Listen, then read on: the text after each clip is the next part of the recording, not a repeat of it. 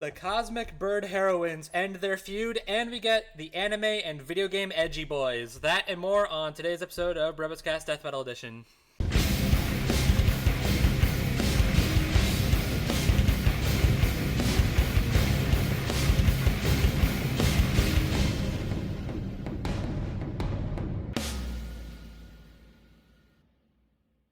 Hello, everybody. Welcome to another episode of BrobusCast. I'm your host, Brobuscus. With me today is ZDogg. This intro was twice as witty and does twice the damage of a normal sword. And Richard. I have nothing to add. All right. And joining us for this particular episode, we have Koto.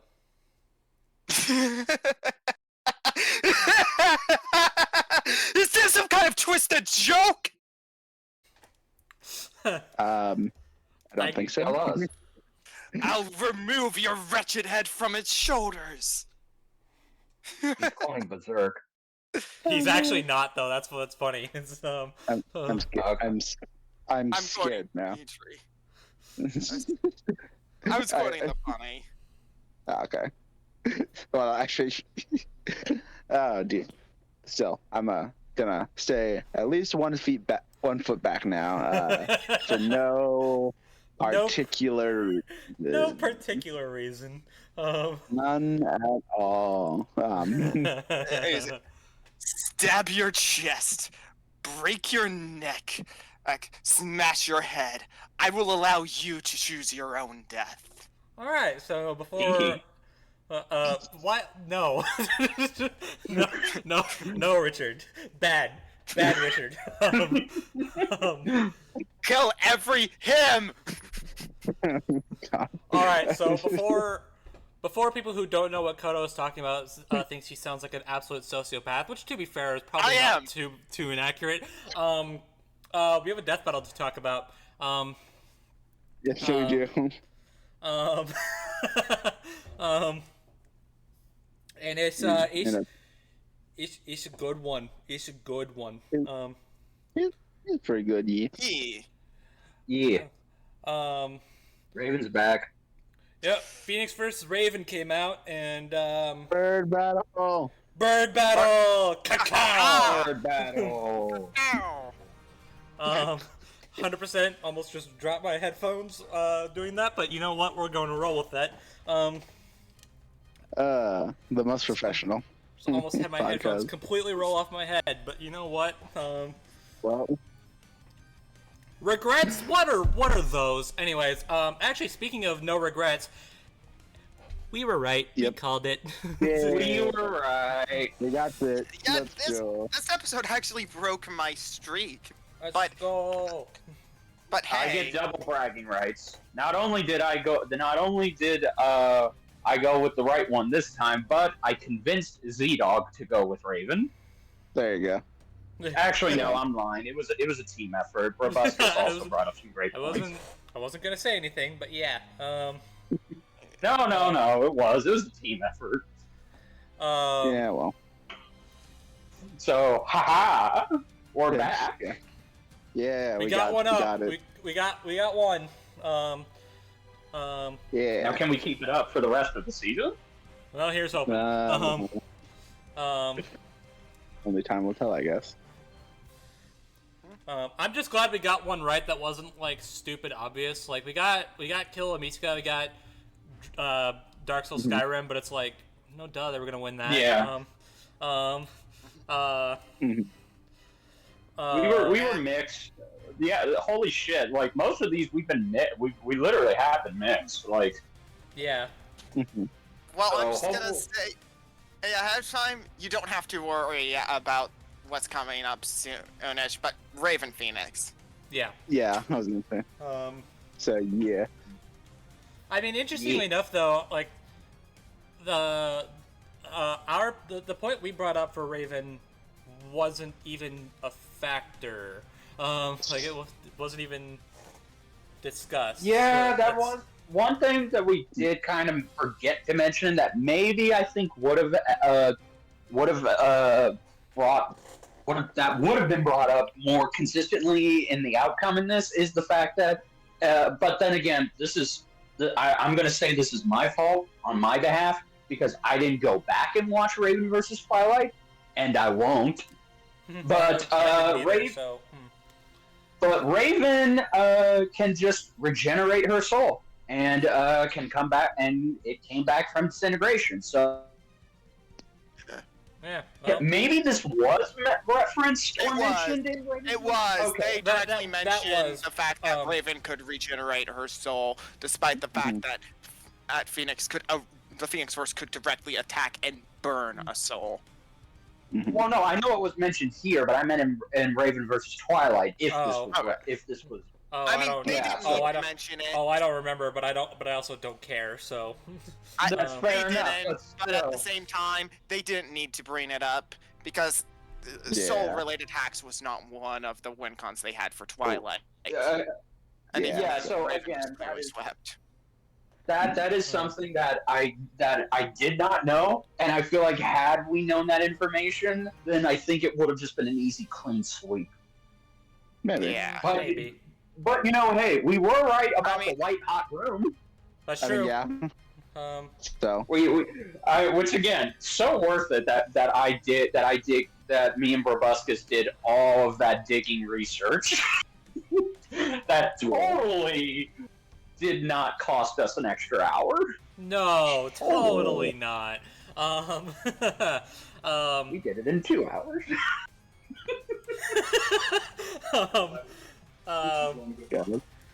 Yeah, but I mean, like, what I was saying was that, like, the main point we brought up for Raven and why we thought she would win was because she would just absorb the Phoenix Force, make it her own, and then she's fighting with the Phoenix Force against just regular old Jean Grey. Who's still very powerful, mind you, but at the same time, just sure. Not the Phoenix. Yeah. But it's just kind of interesting to me that was just never real. I guess the whole thing of like the Phoenix Force like preferring Jean, like always go back to Jean, does kind of counter that. Yeah. I guess. Yeah. But even still, even then though, like Raven just had soul manipulation that Phoenix surprisingly had no answer to. No, she did not. And the two were just as powerful as each other, surprisingly. Yeah, no. And I also called it that this was essentially going to be another Vader versus Obito, where their stats were kind of useless, and it really did come down to hacks, and Raven had the better hacks. I mean, basically. Yeah. I think... Which, man, can't believe we got 2 of those O's in a row. Yeah. Yep. Go figure. At this point, I just assume like any big tier Marvel versus DC fight is just going to be like, hey, who wins by stats? Right. Who knows and who cares? Like that's not. Like, Yeah, that's what every one of them has been, and recently in terms of Marvel vs. DC, where it just because the researchers themselves have gone on record in the Champions Discord to talk about how at this point. Marvel and DC stats are basically even. It's just who has the better powers. Right. Basically. And also once again, like I'm pretty sure the last time like one of these characters had a lead in stats, they lost, and that was Lex. That's true. Yeah. Also, the score's tied up again. Oh, that's right. Yeah. The Marvel versus DC scores tied up again. Yeah. Yep, we're tied again. Yay. Honestly, kind of neat how it keeps going back and forth nowadays, instead of one just having a clear lead over the other, like how they used to for a while, or with Marvel, and then DC took a big lead for a while, and then Marvel eventually caught up. Are you sure you're not just describing Marvel versus DC in general? I mean, oh yeah, that's absolutely true. That is absolutely true.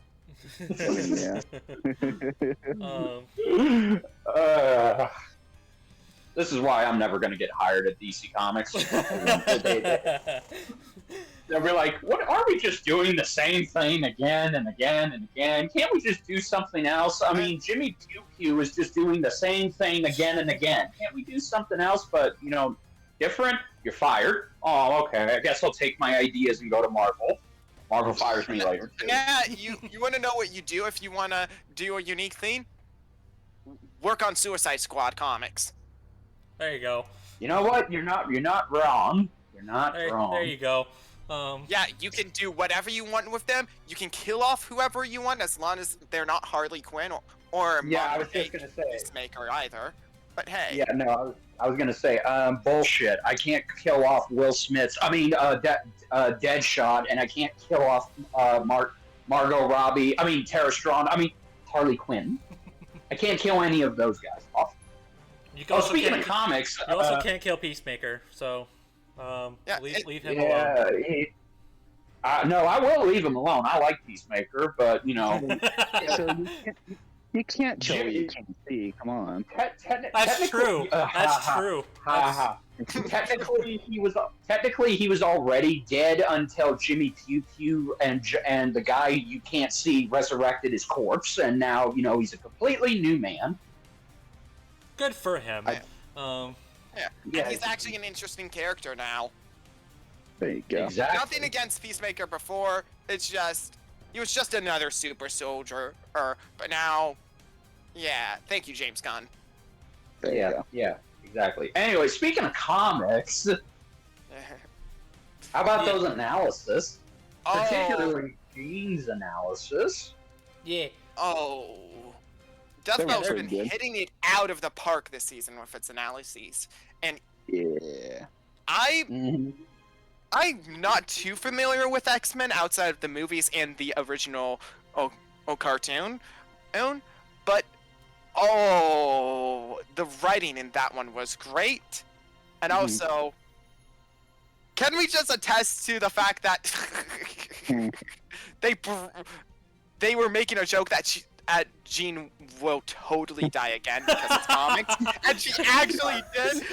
Okay, so it's funny because I heard about that while we were working on the blog.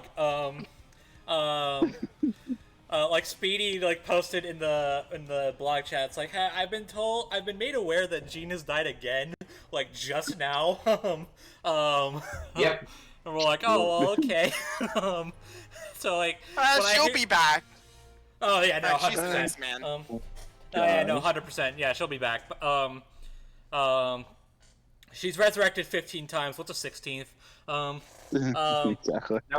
Nobody in the Marvel universe has ever really gone. Well, unless your name's Uncle Ben. I was just about to say, except for Uncle Ben.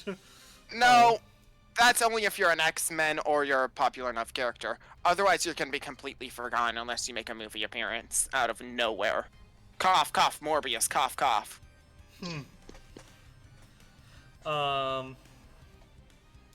But yeah, so when Boomstick was saying she'll probably die again in the year 2024, I'm like, in my head I was just thinking she has already died in the year 2023, but okay. And then they brought it up on text, and I was like, oh, okay, well there it is. that killed me. I don't know whether I got a bigger reaction out of that, the Vader footage they used, or the frickin' bungee gum pop up. Oh, if they reference any of Three Houses memes soon enough, the analysis are gonna keep killing me. God. But yeah, no, Phoenix's analysis, it was pretty good. They did a good job covering her story. I wish I could be as invested as I wish I could be. It's sad to say that I'm probably, out of all the analyses this season, I was not invested in Jean's, even when they were really doing a great job telling her story, because I don't like Jean Grey. She's just the girl who gets possessed by her ex bird and then dies and then comes back and then has to decide, do I want the laser beam or do I want the claws? Tough choice, but I'll go with the laser beam. Scott deserves it. Scott deserves it, because as much as I prefer Logan, at the same time, it feels like cuckoldry to me. Doesn't. At this point, I'm surprised they haven't done a Twilight and just had Jean have her baby just be half Wolverine and half Cyclops. Please, no. Please, no. Oh dear. And then you throw in a little bit of Phoenix powers in there too, and then there you go. You got the ultimate X-Men baby. Move over, Cable. The Move ultimate over. baby. Yes. But yeah, no. I have nothing other than the joke. Yeah, that they predicted she would die again, but it happened sooner than they did predict it. I would say that there's. I really thought that Jean's analysis was just by the book. You know, it does give me some more respect for Jean as a character, because like, man, her life just sucks. Like, oh no. like, Well, okay. To be fair, every X-Men life sucks. Like all of their lives suck. They're ostracized. Oh, if anybody's life sucks harder than Jean's, it's Logan's. That poor bastard has to literally. That poor bastard is either going to outlive all of his friends, he's going to kill all of his friends, or he'll just continue looking ripped as hell. You know. Then there's Scott, who, yeah, like Koto said, Scott's life just sucks. I'm sorry. I mean, he's constantly having his wife cheat on him, and for who knows how many different people. Oh, A lot. yep. And not to mention, if he takes off his visor or glasses, he kills everyone just by looking at them because he can't control his own mutant abilities. Oh, you want to talk about somebody who can't control their own mutant abilities and will kill you if they don't hold themselves back? Oh yeah, Rogue. Rogue. Yeah, no. Let's see Jean walk a mile in their fucking shoes. Jean has it rough, but at the same time, She's got it easy. I can't believe I'm actually saying that she actually has it easier than some of the other big X-Men. That's Also, that's concerning. and really sad. Also, Professor Xavier is handicapped. Yep. True. So, just saying, you know. So, yeah, no, again, that's kind of the whole point of the X-Men. That's why they were created. They were created because they were meant to endure so much mental torture, or physical torture, or, you know, just a lot of shit. Yeah, and they band together in order to actually fight for the freedom and rights so no one else has to suffer the same ways they've done. Which is why I actually love the X-Men as a group. Yeah. Yeah. There you go.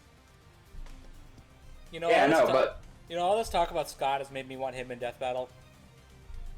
There you Well, go. I mean, Liam really wants to do Cyclops Aizawa, which actually sounds really sick and That interesting. does sound really cool, yeah. I could see that. Especially because quirks and mutant abilities literally work the exact same. So,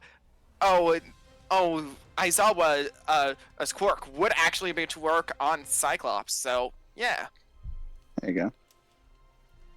Although that's probably a potential L for Cyclops because all his only power is. Nah, even Cyclops at hand-to-hand would bitch slap Aizawa, so don't worry about it. How okay. powerful is he physically? Pretty sure he's street tier. I mean, he might be higher. I don't remember, but I like the idea of like. This is super off topic, but I like the idea of like Aizawa keeps like turning off Cyclops' quirk, but Cyclops just keeps like making that push, and he keeps like regaining it ever so slightly. Yeah. Until at the end where he finally gets it back and then just blasts Aizawa and he dies. Yeah. That sounds. Well, If they have Cyclops. God. No, go ahead. So. Oh, okay. I was just going to say, well, if they have Cyclops and Aizawa fight, then one of the things that Liam's got to put in the damn script is a reference to the '97 X-Men animated series, where a giant Sentinel is telling Scott to surrender, and Scott says, "Of course not." Opens up his glasses and eye beams the fucking Sentinel. Yeah, that's a '90s cartoon, all right. Of course not. Anyway, Raven's analysis is pretty cool, right? Yeah, Ravens was great as well. It's much better than the last time. Yeah. Well, I mean, when they literally open up with, oh, she can accidentally destroy the universe, it's like, oh, okay, well, yeah, I think they really want to make you well aware that Raven's handling last time was not very good. I mean, no we're surprised with how powerful Raven is this time. Yeah. Well, I mean, to be fair, 5 years ago, five years ago was a lot different. I know. Liam Swan. Liam Swan. I mean, okay, look, it was the beginning of season 5. All right, I know. I'm just saying, yeah, they were still getting to the groove with their modern theme of research, because after all, up until around the end of season 3, that's about, for the most part, was more about abilities rather than stats to decide the value. No. What I mean is, it was the beginning of season 5. Season 5 didn't have that great of a kickoff. It only got better towards like the middle area. Yeah. It had a weak start, but once it got past like the 5th or the 6th episode, that's when it was fucking fire. It is kind of funny to me how like season 5 is like, as revered as it is, like it's considered one of the best seasons of the show, and I don't disagree with that. But no, neither do I. But it does have a really weak start. Like the first 3 episodes are not very good. Well, I mean, no, they are not. I'd say it was definitely the biggest milestone season of the show. Yeah, but it's. I mean, well, there was their 100th episode, their second live action, first live action fight, second hand and third hand-drawn fight, almost back to back. They were tackling, except for a few exceptions, only the top 15% and of biggest popular matchups. They did Thanos versus Darkseid, which, regardless of what you think of the episode's quality, that is still just a massive episode in general to take care of. Yeah. Well, regardless of that, I'm happy Raven got a better unlike fucking someone like Batman, Wonder Woman, or just any of the other returning DC combatants. They really did do a good job of handling her story and her analysis. Although, again, I missed the end. God, I fucking missed the end clips because it's like I do not have to tell you how many times I saw 03 Teen Titans footage, and I was just like, man, I just want a couple of seconds. Come on, give me a couple of seconds, man. I got the itch. Yeah, well, who knows? Maybe someone will fix that at the end of the year if he's feeling motivated to fix that. I don't know. We'll see. Anyway, do I smell foreshadowing? Potentially. We'll see. Anyway, all we do is foreshadow on this podcast. You know what? That's a fair point. Although on the topic of her last episode, I know this is controversial, but the reference to the end of Raven's last episode got a huge laugh out of me in the preview. That was me too. Yeah, I got a tip out of that. Yeah. I understand if you can get frustrated with that, but I feel like they managed to do it in a way that was a tasteful reference, while also their own way of like, why did we do this matchup again? Because in their own words, Raven would have died to Scarlet Witch and Phoenix at the time, so they chose to put her up. They chose to put her up against another terrorist opponent, which was also in the top 15% of matches because Raven was just really popular in general. Yeah, so it's just I see a lot of people get like frustrated over it, and I'm like, I don't know. I feel like it really just kind of goes to show, like, I mean, no offense if any of those people are watching this, by the way, but none taken. But to me, it just kind of feels like it just kind of feels like people are taking this too seriously. It's a silly versus show. Yeah. It's a silly internet show. It's like, just want to make a reference to their past work. Oh my God, it's I'd say that doing it in that sort of way is a more tasteful thing to say than, and well, why did we do this episode again? Yeah. He-Man versus Lino all over again, specifically the Goku versus Superman moment. That's what this felt like. That's literally what I got callbacks to. I was like, oh my God, they even show direct footage of it. It's like, damn. I don't know. I thought it was funny.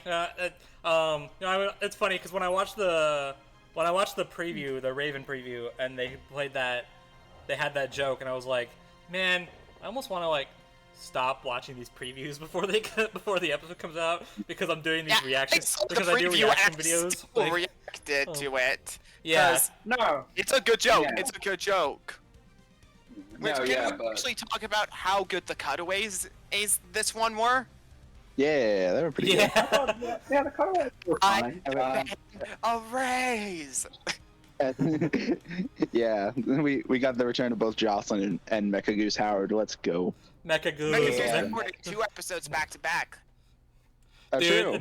Okay, Oh, so yeah, you love to see it. I don't remember if me and Mate mentioned this when we did our RTX video, which is coming out. I haven't done much work on it yet, but it is coming. But I think we mentioned that they said at RTX that Mecha Goose was gonna get voices, but if we didn't, then we knew about it. We just didn't know we just didn't know what episode it was. Oh, geez, we have a character called Mecha Goose. Mecha Goose. Who do we know that has a name that could go into voicing Mecha Goose? I'll tell you who. It's Sam Mitchell. Exactly. You know. Yeah, Sam. I mean, to be fair, he did voice one of the heads. Yeah, it was both of them. Yeah. But yeah, no. So. The Liam's line reads are the highlight of this episode. They're great. Yeah. Yeah. Yeah, they are. They really are. But yeah, no. Analysis for Raven was great. I did. I loved it. Again, because I am more invested in Raven, and by the way, thanks to Kira Armstrong for letting me know that I'm not alone in the I ship Raven with Robin from the 03 show. Thank you very much. I legitimately, I did. I cared more about Raven, and I just love seeing her story told, and it's a great way for people to get introduced to her. But please, for the love of God, on this note, do not, and I repeat, do not watch the live-action Titan show. Do not watch that show. Well, I mean, why would you watch it when you can watch the original 2003 Teen Titans? Or just read some good Teen Titans comics. I don't care what. As well, it's just some people have a harder time getting into reading comics because where do you even start? Where do you go? I don't want to pay $8 for a subscription service as just to read comics and barely read them. Well, either way, and also too, thank God that show was canceled this year. Thank God. Which, yeah. Also, fun fact about that show: they tried to imply that Raven and Gar, they do have a thing in that show, but they could never go through with it because how do I put this? Gar's actor is in his mid-20s, and Raven's actress isn't even 18. Yeah, I can. Yeah. Yeah. She was actually 13. She was actually 14. She was actually 13 or 14 when she first started season 1. So of course, yeah, they can't have any romantic scenes because then that would just be that would big red flags. Mm-hmm. Yeah. So they could imply the relationship, they just couldn't show it. But, no. yeah. No, they could not. maybe a good call there. Just maybe. I was gonna say because comics can't stick to having characters have consistent relationships, but no. Yeah. Anyway, so how about that animation? It's pretty damn good, not gonna I would say it's very damn good. lie. Yeah, it's really good. Yeah, the sprite team definitely went off on this one. Yeah. We literally did. I feel like we're starting to get at we're starting off very, very strong with the 2D episodes. Yeah. Yes, we are. They just keep getting better and better. Thank you. Yeah. In particular, freaking Moro is an MVP. Like, Oh yes. Legit. Yeah, It's only been in 2 episodes so far, but has already shown. Yeah, I think Moro's probably the best on the sprite team right now. Yeah. Hey, whoa. We have other people. Yeah.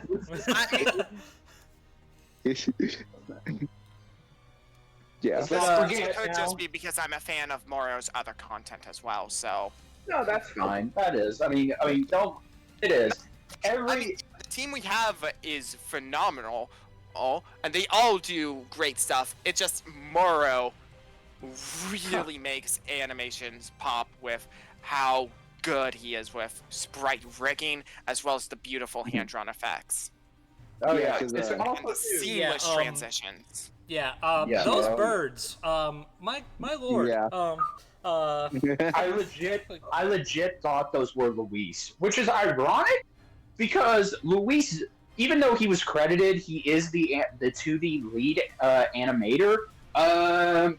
He didn't do anything, if I can remember. Like, he didn't animate any shots for this episode, and I say this is ironic because he did the animation for Raven versus Twilight 5 years ago. Yeah. And he's directly said, even before the episode came out, that the animation from Moro here made his Soul Self animation look like MS Paint. Well, either way, you know, I'm very happy I'm very happy with what Moral did, but I'm also just happy with the other stuff. Yeah. Yeah, As with the other animators, and I do also want to call out because our fellow friend Tank. Well, I don't know if it was Tank. It was somebody we know in our circle. They didn't call out Origin, but they pretty much said nothing against you, but I kind of hate how Jean Grey's outfit is just a color swap. And Origin said, yeah. Oh no, it was one of Tank's friends, if I recall correctly. Oh, okay. I mean, yeah, Someone in but Tank like, Circle. what can you do? But it's like, Origin even said, in Origin's defense, he did try to make the bird logo bigger. Yeah. So, I mean, there you hey, go. look. Look at it this way. You know, with the outfits being a palette swap, it's a lot easier to make on sprites. True. And it makes the transition and more seamless. Yeah. Absolutely. Yeah. Speaking of sprites, my god, It also helps. Raven, it also helps right? me when I have to. It also helps me when I have to do transformation transitions for my reaction videos. Wait, what? I'm not showing my reaction video. What? Yes. No. Yeah. It was good to see Raven sprite again. I know a lot of people do not like that Raven sprite. I think it's purely just because when they think of Raven, they think of her with the 2003 Teen Titans design and the retail skin. Yeah, well, guess what? That sprite kind of sucks. They can't use that. So whenever people see Raven, and they want her to look like how she does in the show and not as much in the comics. No, yeah, I know, but it's just like, again, that sprite sucks. Yeah. But at the same time, Deathbow makes their own custom sprites nowadays. They could, but again, yeah, but if they made their own Raven sprite, then they probably wouldn't have gone as hard on like some of the transformations of the hand-drawn Exactly, effects, so- yeah. Exactly. So just use the Mugen one already. Yeah, exactly. Yeah. You need to know origin, or you need to know when to make the custom sprites and when to just use existing sprites. Because see, that's the thing, and this is one of my favorite things about this animation in terms of Raven's sprite is now that they have the skeletal rigging system down to a T, it's Yeah. seamless. They can Yeah. make any. They can make any sprite that looks bad, like Ravens, for example. They can make them look pretty damn good. Yeah, yeah, they definitely do a lot better with the sprite here than they did last time. Yeah, which again, to Luis's credit, he was one person and he did the best he could. Yeah, true. Yeah. It's just So- now that there's a whole team, the animations in general just take another step up altogether. Yeah. exactly. Exactly. And I also, oh my god, I just love like Brobuscus said, I love the soul self and the phoenix just fighting. It literally feels like, hey, you remember how awesome it was when Poe and Iron Fist's dragon selves were just fighting each other? What if Yeah. we just did more of that? Yeah, Did that Yeah. even prettier? Exactly. Because Yeah. that's the thing with a big production show after 2 years. You keep improving. Yeah. Oh, Indeed. also, shout out to the 3D background for Yeah. Azure. Oh It yeah, looks so good. yeah, it's very pretty. Can Yes. I just mention my favorite scene from the whole animation? Sure. Just straight up, it's very early on where the review cuts off during the Oh, the yeah. the Raven expansion? illusion scene. Yes. Where they're in the mansion. Yeah, that was Yeah, that was really cool. Mm. Yeah. I loved that so much, just for the tenseness as well as just how terrifying it made Raven seem to me. Yeah. And Oh, I yeah. love Raven. I love Raven, but man, she's terrifying. I love it. Yeah, exactly. I also love how cosmic it goes. Yeah. In that middle Like, you know- section. Yeah, I mean, Alright, you land know, on. just casually, like wrap your energy around a moon and hurl it, like you do. Like you do. That's what I'm liking about all these magic fights post Strange Fate. All the comic magic fights get absolutely absurd. Okay, now in that the we've best had- ways. Now that we've had Dr. Fate, we've had Zatanna, we have Raven, Death Battle, where the motherfuck is my John Constantine? I know. I was He's thinking dying that too. Like, soon enough. Don't worry about it.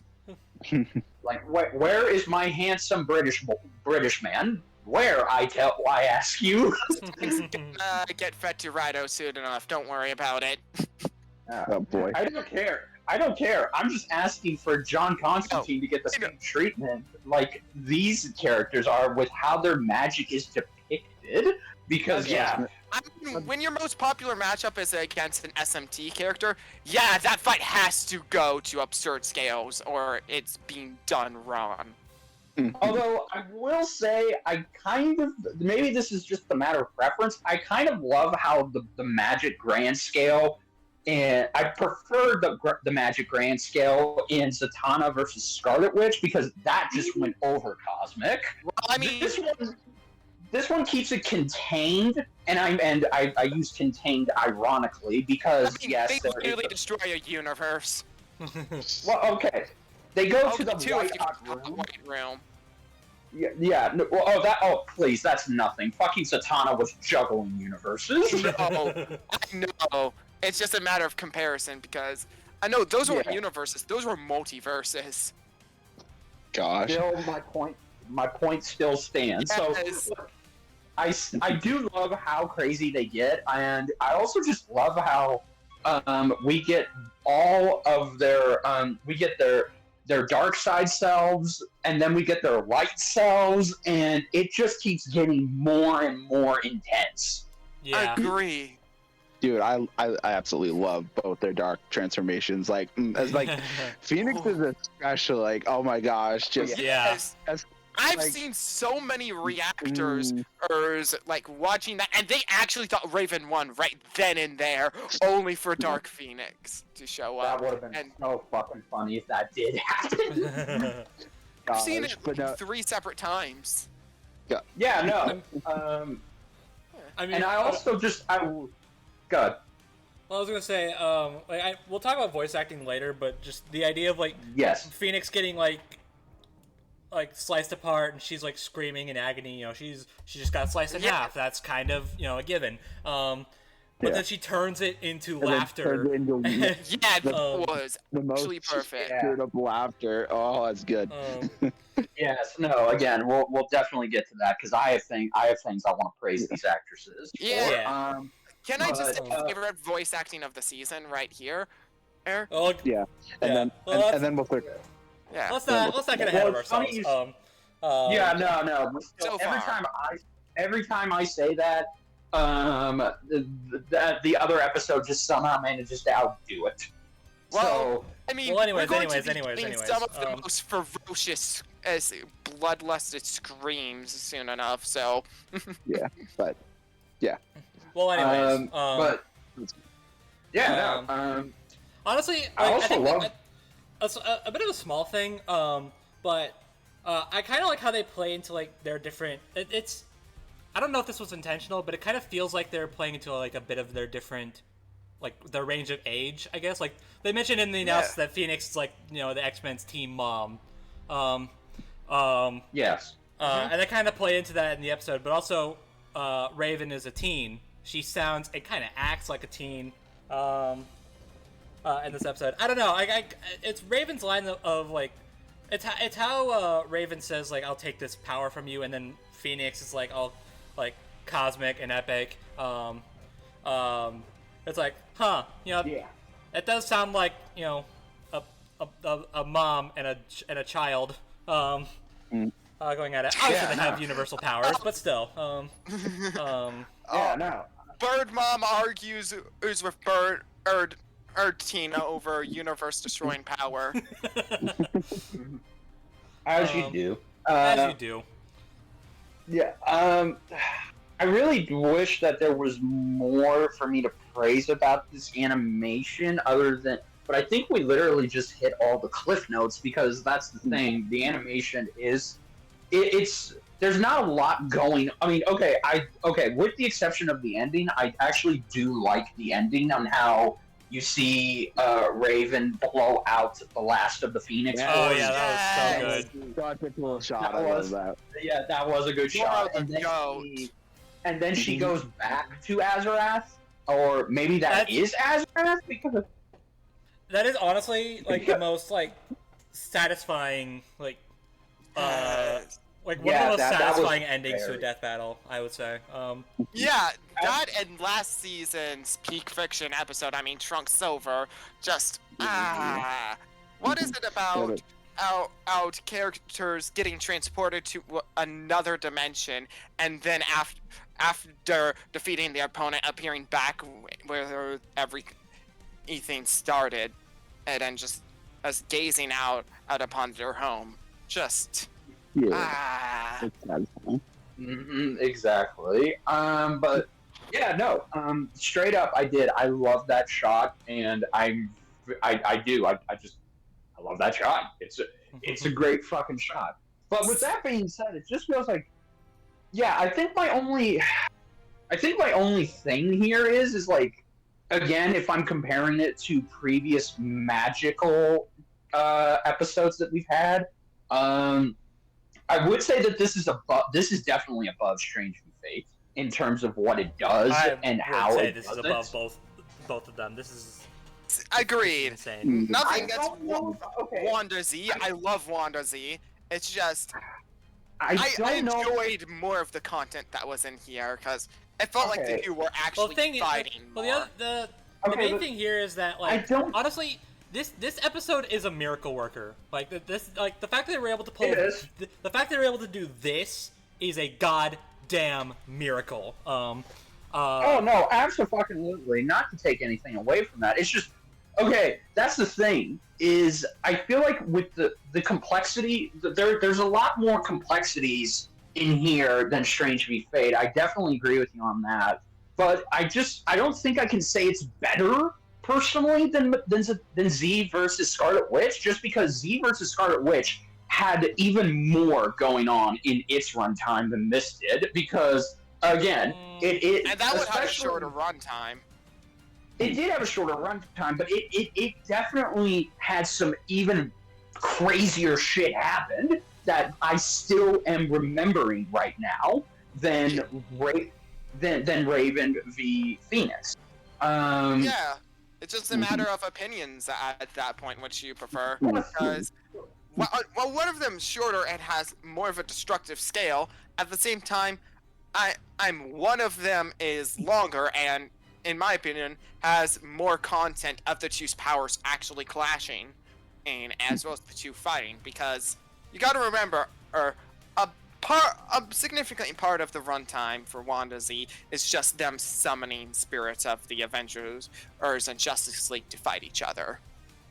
Yeah, but again, well, it's not even just that, because it's not as simple as oh, they summon up spirits. No, there's a lot. Zatanna uses her iconic spells, and even the cheeky spells like the rabbits out of a hat, and of course the juggling multiverses. Then there's of course Wanda going crazy and using everything in her power to silence Z. Then there's Z pulling the telepathy magic trick, and then of course there's the fucking Z grabbing out and freeing the audience under reaching Wanda's through the screen. And of course you get the awesome death with her putting Wanda in a pine box and then sawing her in half.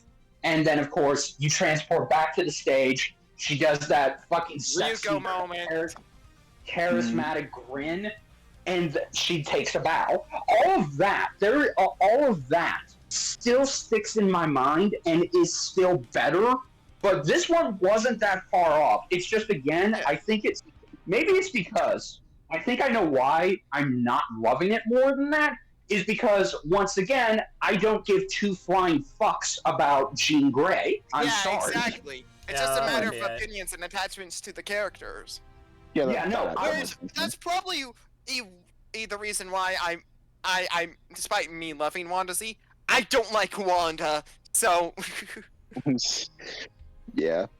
So again, it's like, this was more about both of them, and I do like what they were doing with Jean in the animation. It's just by the end, it's like, okay, like, look, I am more invested in what's going on with Raven's side than I am with Jean's side. Like, hell, I don't even need to use I shouldn't even need to use Z versus Zatanna as an example. Fucking Korra versus Storm has so much more going on in my mind that I appreciate with what they're doing with the characters.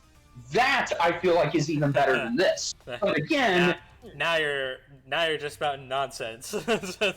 No, I'm not. I'm spouting fucking facts. Opinions. Let's just leave it at that. Yeah, no. Again, when it comes down to how the characters are being portrayed in the animation and what they're going through and how they pull off the victory, again, I liked what they did with Raven, but I just don't care for what they did with Jean because, again, Jean was just Jean. Like, nothing... Even that little shout... Again, even that little end where they're both fighting, it was like, man... It's like, again... I felt more hype seeing Raven destroy Jean and the Phoenix than I did seeing Jean pull off one last attack. Hey. So again, trust me, I still love this animation, and I do appreciate all of the work that it took. This probably went harder than Stitch versus Rocket, Misaka versus Killua, and fucking Ant-Man versus Atom. And great, yeah. And I love it for it. So, yeah, no, I love this animation. I do. Aside from my personal preferences, I've said it to these guys in private. This is probably the best Marvel versus DC fight of the season. Yeah, probably one of the best, not exactly best Sprite episodes.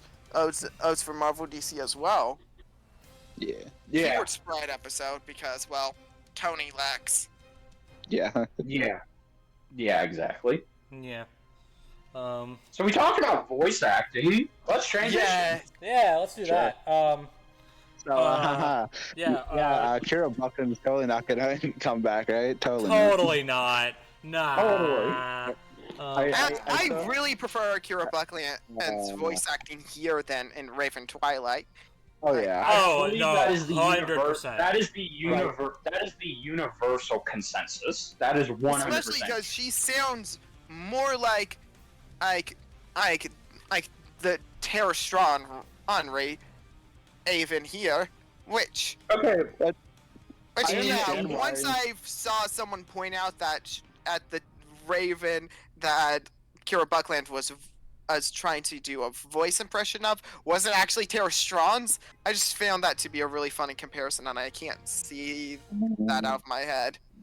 Okay, well, again, in 2018, Kira Buckland's defense, she was voicing 2 characters, and only one of them I liked. The other one, I just felt like, okay, I can't tell if she's trying to do a Terra Strong impression or if she's just trying to do her own thing.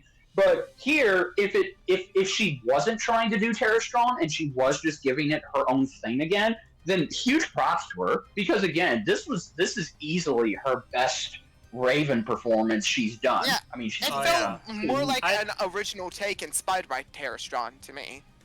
Exactly. I mean, you still get the Terra Strong quotes, "What's the matter? Afraid of the dark?" And just the way she delivered the Azrath Matrion Synthos line, straight up. That sounded almost identical to Terra. Yeah. It was very damn good. And I liked it. Can I just call out the best Raven line in the episode? Yeah. I am not a daughter of a demon. I am a daughter of Azarath. Yes. Yeah, that was low key a dope line, and I love how they did it. Which again, I was expecting them to just pull a Black Widow and just have Raven say she's also a Titan, but it's like no, she admits that she's not defined by Trigon. She's defined by her heritage of being a child of Azarath. I love that. That's a great little bit of character for her. Yeah. So yeah.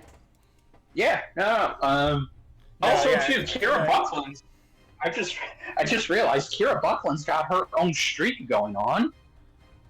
Yeah, Kira Buckland has yet to be in an episode where she loses or where she doesn't win. Yeah. So, the only time she has lost, quote unquote, is when she was voicing another character. The only time she lost was when she was fighting herself. Yeah, so I can think of an L she took outside of this show, but then again, that's really just because I don't like the character that I'm thinking that she voiced. Oh. Yeah. She did a good job of making that character hateable, though. It's hard to believe she started like 7-8 years ago. No, 9 years ago. She started like 9 years ago with voicing Toph Beifong, and here she is kicking ass later. Yeah. So yeah, I'm super happy they brought her back. Quite a growth if your first performance is Toph. Yeah. I mean, to be fair, her Toph was not bad. It was okay. I liked it. I thought she did a good job. She's outshined by Gara. Yeah. She's outshined by Chris Guerrero. That's Chris Guerrero, to be fair. I know. Yeah, exactly. Yeah. I also love her own little evil cackle she does. Yeah, it's good. Although let's not count Corey Petit short, because holy crap. Okay, look, if I had to be nice to Jean and give her one good thing about this, it's Corey's performance as Jean. Oh yeah. So it's funny. So do you want to know why Corey was casted in the first place? Go on. It's because Well, for one, Phoenix is one of her favorite characters, so there's that. Yeah. But I know it. but also way back when she was still working for Screw Attack, she showed up I know where you're going. She showed up at a con. I don't remember what con. It doesn't really matter. It was a con. It was a con, and she showed up cosplayed as Dark Phoenix. Cool. So with that in mind, I was like, oh, okay. And fun fact, there was no auditioning for this episode. Ben reached out to Corey and Kira himself. Fair. No, and I do appreciate that on Ben's part, because again, it's like, yeah, why would you audition for these characters when you know damn well both Corey and Kira, they absolutely love voicing. One loves voicing this character, and the other one has always wanted to do something with Phoenix. Yeah. So again, I do, and I really do gotta appreciate that with Corey's performance. Strangely enough, I would say that Corey definitely was the MVP of this in terms of her voice acting range, because she starts off like Koto said, as the mother figure, trying to just tell. It essentially literally gave me Korra versus Storm, where it's like, oh wow, if I had a nickel for every time an X-Men lady shows up and said, yeah, you're doing bad with these powers, I'm gonna have to take them away. It's for the good of this. It's for the good of this.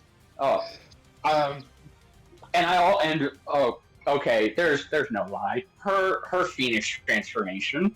Yeah. Yes. Like going back and just the laugh. It's so good. The laugh. That freaking laugh. It really is. I could hear. She was putting all of her energy into that fucking laugh, and I love it. It's so good. But man, Yeah.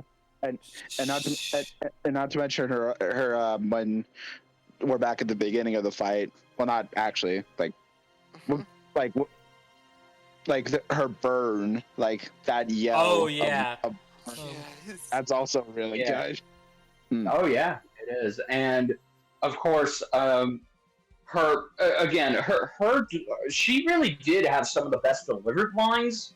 Because the thing with Raven is Raven doesn't talk that much. She's very stoic, and she keeps. So all the dialogue was going to Jean, but I just loved how Corey did it. Especially as Dark Raven. Raven doesn't say a damn thing. No, she doesn't. Usually she does kind of say something when she's in her dark self. I mean, that's what I was kind of. She got her own laugh, which was also well delivered. But yeah, still, she did have her. Yeah, she didn't say anything at all. But I do. And then, of course, when she's White Phoenix, it's like, oh my god. I love what Corey is doing. It's very good. Yeah. Yeah, no, solid, very solid performances all around. These two are. Yes, clap. I'm happy Kira came back. I'm happy Corey came back for the second time. But she also got to finally have her wish granted by Ben by getting to voice Jean Grey. Yeah, always cool when that happens. There you go. Yes, it is, and it. Yeah, no, I got nothing. These two actresses did. Like, if anybody's probably going to, if one of these two is gonna win the Death Battle Discord server female voice actress award, it's probably most likely going to be Corey. Yeah, Probably. Corey is absolutely gonna it's win. probably Corey. Well, you never know. Never know what can happen. To be fair. I mean, yeah, obviously we're talking so far, but still. Well, I mean, we don't get that many female-led combatant. I mean, we really don't get that many female-on-female episodes, or episodes featuring a female character. That's true. No, but last season we just got the two at the start, so. Yeah. No, but sometimes we do get male characters voiced by female VAs. Those count. And on that note, I can see Giselle for Killa. That's true. That is very true. I can see. It's either going to be. No, yeah, you're right. It's either going to be Corey or Gisela that probably will get the win on that. Which again, both deserve. Both deserve. Yeah. Yeah. I'd personally put my votes on Corey at the moment. Same, but Because but nothing against Giselle. It's just more so that shouts of agony into insane laughter. Yeah. I know, but then you go back to Gisabella. You go back to Gisabella's fucking spot on Christina V impression. Yeah. So I mean, honestly, this season. It's anyone's game. I mean, honestly, this season has been crushing it with voice acting in general. So like, yeah, especially since Marisha Lenti of Sound Cadence is no longer here with doing it. So again, I was very concerned that the voice acting would kind of take a dip, but nope, I could not be more wrong. And I'm glad. Yeah, although. But man, and although personal shout out to Sound Cadence. What do you think the next time's voice acting is going to be like? Well, that's for next time. Let's not get ahead of ourselves. But, shout out to Sound Cadence for getting to do the redub for the Digimon movie. Oh yeah, I heard about that. I need to go back and watch that. Yes, LC Lovelock is going to be TK, and Matt and TK's mom. Yeah, although actually, it's very awesome. Even better, Bryce Papenbrook is filling in, voicing. I forget his role, but he's filling in for his dad. Yeah, his dad voiced Greymon. Yeah, that's it. So, which is awesome. Yes, his dad. Like father, like son. Yes, exactly. And can you believe? And I couldn't believe that. I know we're going off on a tangent, but it's like I cannot believe it's been 19 years since the Digimon movie came out. I feel old. It wouldn't be a podcast if people didn't go on tangents, and it wouldn't be one on. I guess it wouldn't be. I guest starred in if a tangent didn't happen. Exactly. Can we get another Digimon episode, please? Can we get another Digimon episode, Death Battle? That'd be kind of maybe there's one we could talk about. Yeah, there you go. One day. In the upcoming section after the next time. One day, but hey, maybe. But hey, I mean, we've been talking audio for quite a bit. Yeah, we have. Let's talk music. Yeah, we've talked about it forever. You could say. Talk about how Forevermore is the perfect name. Just yeah. Oh yeah. Yes, which apparently some people didn't. Oh, okay. So fun fact. In the circles that I follow, when the title of Raven versus Phoenix track was name dropped, a lot of people didn't get what it's referencing. They thought it was a reference to the band, but it's not. Alan Poe, Nevermore. Yeah. Yeah. No. Yeah. Like, not literally. Nobody thought to put Edgar Allan Poe's The Raven. Huh. Okay. Yeah. No, it's like well, again, to be fair, how many people even know who Edgar Allan Poe is these days? Exactly. I mean, after how many people saw Kilo and were like, literally Hugh, I'm not too surprised with this community anymore. Or not knowing things. Yeah. Exactly. Yeah, exactly. But yeah, Forevermore is a dope ass track, and Aaron has delivered again. Indeed. Aaron the goat. If you were in that group who did not like Jailhouse Rocks, then here you go.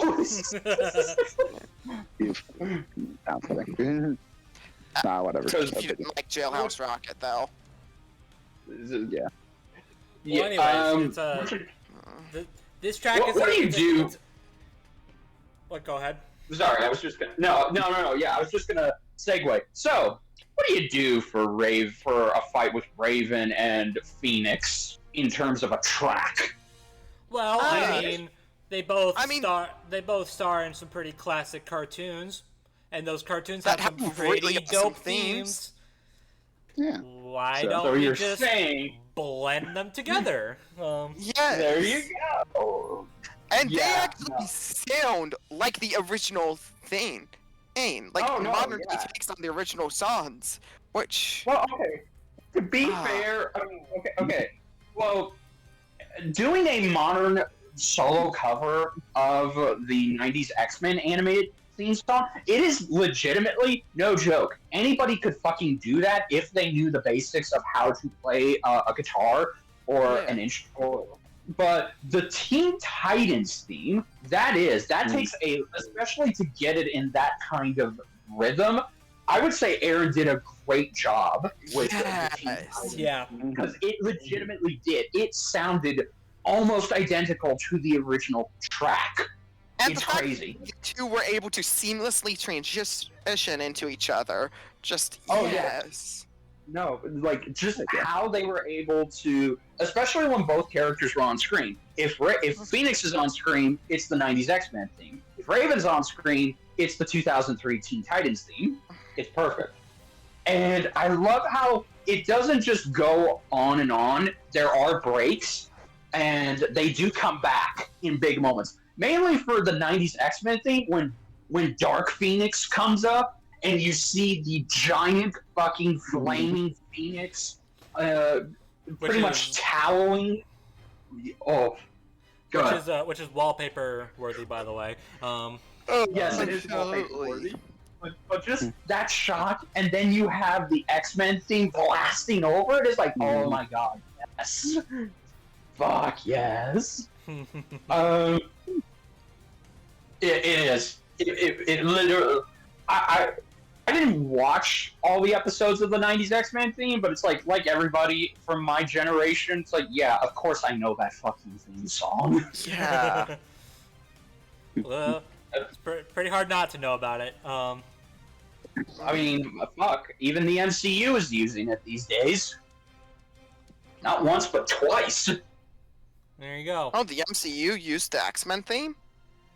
Yeah, they used it in Professor Xavier's introduction in Multiverse of Madness, and they used it at the end of Camilla Khan's Disney Plus series, and it pops up because they imply, and this is now the new canonical origin for Camilla's powers, Camilla basically is now a mutant. She no longer has magical... She doesn't have magical powers that are basically... Magical. She was an Inhuman. And there's literally like no difference between Inhumans and mutants anyway, so... Yeah, not really. So they do drop it there, but it's still... The cool thing is Danny Elfman...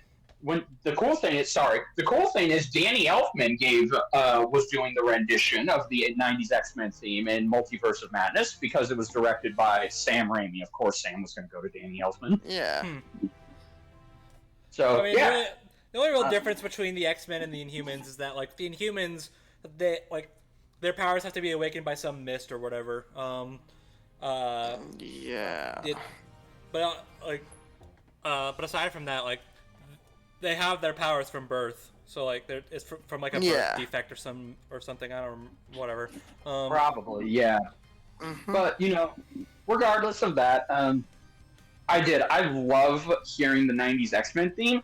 Although, truth be told, I kind of am sad that we couldn't get another iconic X-Men cartoon theme, X-Men Evolution, the one I suggested, the one that Brobuscus decided not to check out because it does not have Steve Bloom as Wolverine. It has the voice of Bat-Hound from Crypto the Superdog as Wolverine. But that theme song also kind of slaps. Right, what you gonna do, right? Yeah, what you gonna do? But that theme song also kind of slaps. Also, wait a minute, I just realized something. What's that? How the fuck have we gone between? How have we gone through this many X-Men, and we're just now getting the 90s theme song incorporated into this? We had it in the analyses for some of the older episodes. Yeah, but that doesn't count. I'm mostly talking about in their own custom tracks. We had it for Beast, but no one likes that episode, so... We had it for they did? but no one likes that episode. I mean, I'm very surprised that they didn't put it for Storm. Look, that Storm Core versus Storm's track slaps, but it's like Weather I'm very Elements is great. Yeah, it is. But I'm very surprised that they didn't incorporate it there. I think it's because they really wanted to go with the Atla focus. That's fair enough. But still, I am happy that we got it now. Better late than never. Exactly. There you go. So. Mm-hmm.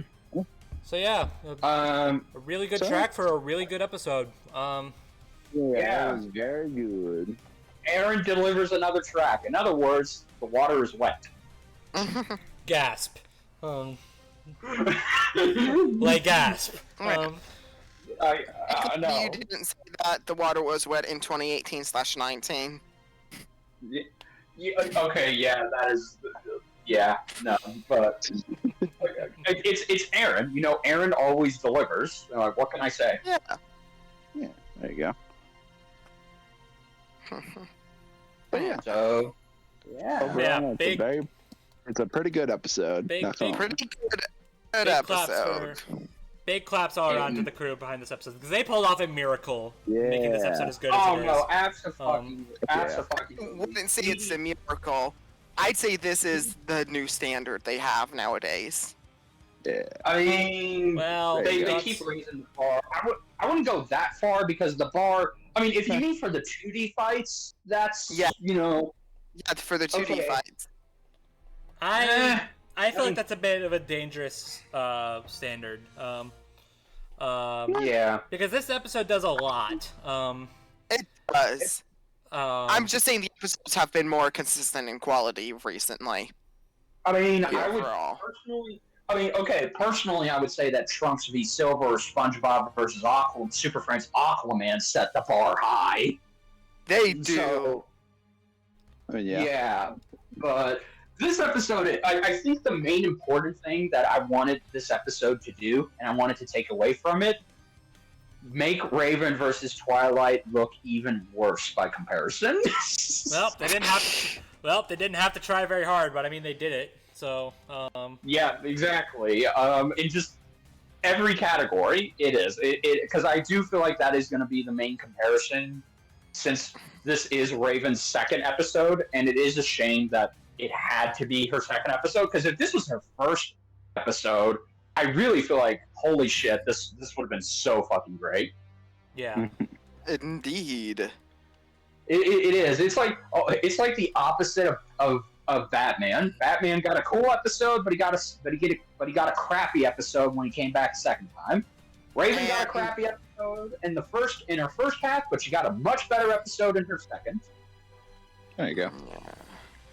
And I mean, hey, I guess if we want to continue the trend of, hey, let's bring back characters that had pretty mid episodes and give them some new good ones. Yeah. How about that next time, huh? Yeah. Well, Nothing to report other than pure hype. Exactly. Well, Hey. I say we continue that, but I feel like we should, maybe sprinkle in something new. Maybe, I don't know, bring in a new franchise that, hasn't been on, but, is highly requested, has a very dedicated fan base, and, Reach for my hand, how so away. And maybe add, Sorry. add that as well. Then I don't know, add something like that as well. Maybe if it was even a Nintendo franchise, even if I haven't played most of the games, but let's not worry about that. If you ZDogg can't tell hasn't by played a ourselves, Nintendo game. Yeah, whatever. It's been on my radar. But okay, let's say what the plan is before Okay, at least let's. so Guts is back. The episode, the episode. This episode on the next time brings back for 8 years. Since he was last seen. 8 years. Guts is returning to fight Dimitri from Fire Emblem. Yeah. Specifically, Specifically Fire Emblem Three Houses. You find another fight for Guts with someone that is just as depressed and struggling as much as him. Heck, even an alternate timeline won't even save Dimitri from absolute depression and struggling. There you go. And I emphasize the 8 years because holy shit. It is crazy that's how long it's been since we last saw Guts. Yeah, it's crazy. Please don't remind me that I've been following the show for 9 years. I've been following the show since the beginning, so I'm older. Oh dear. Oh gosh. Yeah. But so we really are just in this phase of, hey, these characters had some pretty meh episodes. Why don't we bring them back a little bit and we give them some really good ones? Which I mean, yeah. At least the animation and forgot it's Nightmare. Analysis, not too good, especially of results, but just that animation was sick. I just really wanted to match because I really wanted Fire Emblem and especially Dimitri to show up. Okay, so I have a. There you go. I have a confession to make. What's up? Those are usually bad. Yes. I don't think Guts versus Nightmare has aged better at all. In fact, I think it's aged worse. I actually agree with you. It's a pretty common opinion that the analyses for it are trash, but the animation itself is good. Okay, no. Here's the thing. Because I rewatched this episode with my group of reaction friends, and you want to know, and the worst thing that that episode has is that episode, Guts versus Nightmare, was nothing more than a jerk-off session to hype up Guts and to get everybody to fucking check out Berserk. And it worked. Although, truth be told, I never finished Berserk. In fact, I never even got to Berserk as well, and I'm not going to be picking it back up. I mean, to be fair, there are worse examples of this, and it's not like they were like trying to be like that. Yeah, because Chad James just really loves Berserk, and that shined through in liking Soul Calibur. No, and I can tell, but the problem really with Guts versus Nightmare is that it does a terrible job. To this unstoppable juggernaut who never faces any challenge whatsoever, or when that is quite opposite to his actual character, where Bro is struggling so hard, where he's literally called the struggler because of how much pain and tough stuff he goes through on a daily basis. Well, no, okay, see, that's the problem. That is the problem with Guts versus Nightmare, and that is why it has aged like crap. And again, apologies for my bluntness, but it exists. It does not do Nightmare any favors. In fact, I knew who Nightmare was because I did play Soul Calibur, and I was very excited to see how he would be handled. I was very disappointed because he was basically handled like shit. And the animation.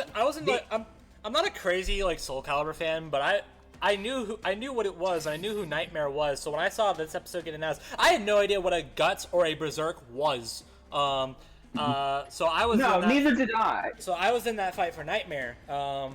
Exactly. And I walk out, and like I go to the episode, I go to the animation, and it's like, okay, Guts is probably gonna win, isn't he? Like, because they don't.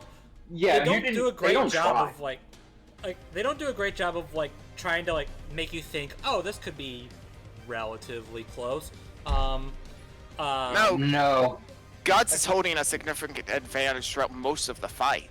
Yeah. And then you get to the animation. I'm sorry, the animation is also bad. It's not Goliath versus Beast bad. It's not that bad, but it's not that great. Like, it has horrible pacing. The only thing carrying the animation, in my opinion, is the sound design, which is admittedly like really good. But I love the sound design and the choreography for it, and the rigging they had early on was actually really good for the time. I actually would disagree on the rigging. I would say, okay, the rigging has some decent points, but okay, comparing the rigging to now, it could not be more obvious. But it's at the time is the key word. Yeah. The rigging on Nightmare bothers. The rigging on Nightmare bothers me. Like more so the head. Like the rest of his body is like fine, I guess. But for the head, what they do is they like flip it over and turn it up for no reason. I don't understand why. Like just to give off the impression he's looking up. Like what? It just looks so bizarre. Also, the battle damage, quote unquote, that is taken. It doesn't really feel. It tries to sound impactful, but it comes off via the sprites as cheap. Especially when Guts is getting his face splashed. Oh, that must be painful. It's probably gonna leave a huge mark. Oh, it's only a tiny piece. Yeah. Never mind. Or limbs getting chopped off. That looks like hell. And then, of course, there's obviously the main thing everybody has universally panned about this episode's animation is the fucking kill death and how it the essentially second one. It wastes the Berserker armor. It literally only included it because they had to. Well, I mean, at the same time, the Berserker armor never showed up in the original anime because they never got to the arc that adapted it. So. And they didn't. And again, they didn't even need to use it because the episode pretty much Guts would have still won had he not activated the Berserker armor. So it's basically just here because we mentioned it in the analysis, so it's got to show up. Yeah. They also straight up use freaking Cinder. Yes. For Inferno, which makes no sense, but okay. I understand that there probably wasn't like any Inferno sprites. I understand that, but like of all people, Cinder, back in the day. They did what they could back in the day, I guess. Exactly. But man. No, I know. And again, I'm sorry. It's just like again. Thank God Iron Man vs. Lux came after this. Yeah, I know, and right? Thank God we're getting peak fiction now. There you go. Yeah, no, so in this episode, Guts vs. Dimitri has the massive fundamental opportunity to basically do what Raven vs. Phoenix did. Be so good that it makes the other look even worse by comparison. There you go. Yeah. It's going to, especially with what we know of behind the scenes currently. Oh yeah, like the fact it's going to be a 3D episode. We'll get to that. But just in general, are you sure you want to hold off on the actual? You want to go to the debate site now? Well, no, I mean we haven't talked about these characters yet. Like. I mean, fair. This is our pattern. This is how we do it. We spent most of this time talking about. We spent most of this episode talking about an episode that already happened, and we don't like. Yeah. So, so why don't we talk about the thing that actually matters? Exactly. I need to get into Berserk. Based characters. It is not for everyone. I'm just saying that outright because it has some of the most disgusting and graphic and horrific depictions of. I'm aware. I remember. No, you are not aware. You are not aware. It is way worse than you would ever think. Like, it is the only series I've ever needed to actually take a break through because, despite enjoying it, it actively made my mental state worse reading it. Okay, Uzumaki, let's see here, Uzumaki, that's my counter-argument. You think Berserk is fucking crazy in terms of what it does? Read Uzumaki sometime, you'll need that. Uzumaki isn't too long, so yeah, I'm probably gonna read that and then need to go to another mental hospital after that. I've never actually been to a mental hospital. I'm joking, guys. I know of Berserk. I've watched Berserk. Trust me. And to what Berserk is, I don't really care what it is. Like in terms of the crudeness, the roughness. It's not the crude. It's just. I think it's just how good Murata's art is. Just makes it pop out how much more horrifying it is. Yeah, and also too, if basically I have seen a lot of crazy shit and a lot of fucked up shit since I saw my father play Mortal Kombat when I was a toddler. So trust me, Berserk is basically might as well be another ice cold tea to me. But that being said, I'm gonna be the same with Brobuscus. I watched a couple of episodes of Berserk, but because I didn't have much investment into continuing watching it, I stopped. I didn't even get to the midway point. I have not seen any. Oh, I haven't seen any of Berserk stuff. Yeah, so I think I got. I'm saying I need to get into it. Yeah. Oh, trust me, it starts off really light, and that's saying something. And I don't think I'll have much investment to get back into it because, truth be told, I like the character, but his anime and his manga are just not for me. It's not something I feel like I can get into and feel motivated to watch or read. So am I gonna be the one talking up both characters here? Probably. Well, I don't know. Oh gosh, I feel so much worse for Guts than I already do now. Well, I have the blog, so there's that. And in terms of the debate, Brobuscus has the blog. I also have some vague recollection of like what little research I did when I was doing that one prediction video for Battle Royale. And of course, there's the past death battle, which again I kind of feel like there isn't going to be much new added to Berserk. More or less, they are going to do the same thing again. I think Guts has gone through an entire new arc, a whole story arc since then, and that's true. But at the same time, he doesn't have any new weapons abilities whatsoever. Also, it's just gonna be more so. Also, I'm just gonna say this now.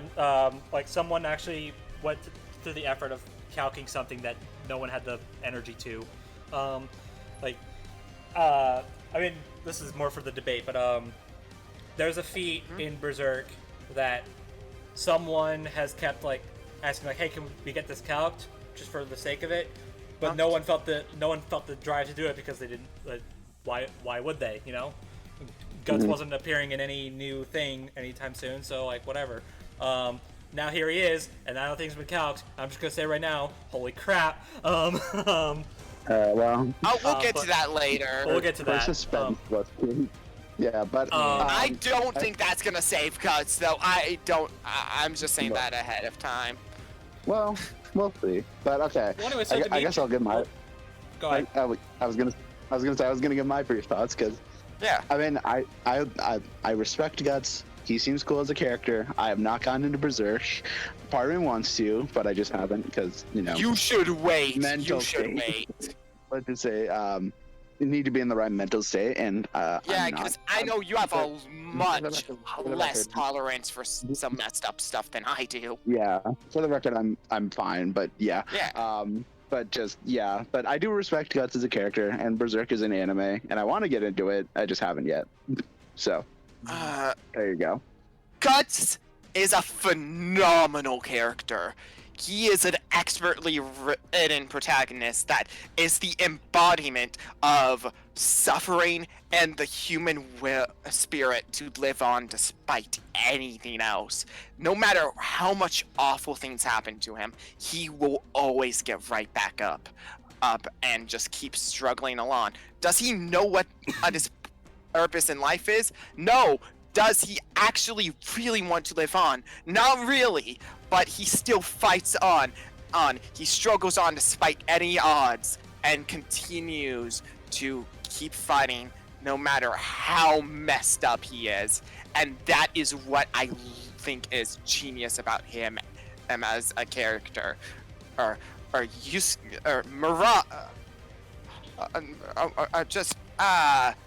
The author of Berserk, may he rest in peace, did an expertly crafted arc, and even if it definitely is not for me, it truly embodies how the human spirit and hope can live on even in the most awful and bleak situations. And for that, Guts is a character I will always respect. Jesus, man, fucking outdo us all, why don't you? Make us look, man. Could you imagine if, man? It's like, imagine if we had somebody who actually came on for Obito Vader. We all just be schooled. I mean, you could have just asked me. I don't know. You could have about just that. asked me. Fair. Well, what is whatever. it? So Dimitri's kind of neat, isn't he? Dimitri's okay. I don't know jack shit about Dimitri. I've never. Oh, okay. Just let me know when I'm gonna start talking about Dimitri. Go ahead. ZDogg, do you have anything you want to say? As well as Brob, since you went through the playthrough. Yeah, I will say I did find a playthrough of the Blue Lions route of Fire Emblem Three Houses. I watched it. It is 15 hours long, so I you know, I mean, it was cool, but also why? But I joke, but Dimitri is pretty cool. I mean, I haven't played Three Houses, so I don't know. Part of me wants to, but we'll see. From what I know, Dimitri, he seems pretty cool, but I mean, I don't really have that much experience with him, unfortunately. But he seems neat. Well, hey, the weapon that he gives Byleth in Smash is pretty sick too. Yeah, I mean, I have gotten a few kills with that in Smash Bros, so I will. He's cool for that at least. Okay. Dimitri. Can we talk about, much like Guts is someone who's constantly suffered, Dimitri, also addressed as the boar by those he's closest to because of his monstrous nature, is someone who tries to be good in a world that is corrupt and impure. And as such has suffered. We all know Guts' backstory at this point, so I felt I didn't really need to cover it, right? But, Yeah. Oh, Dimitri. Almost soon after he was born,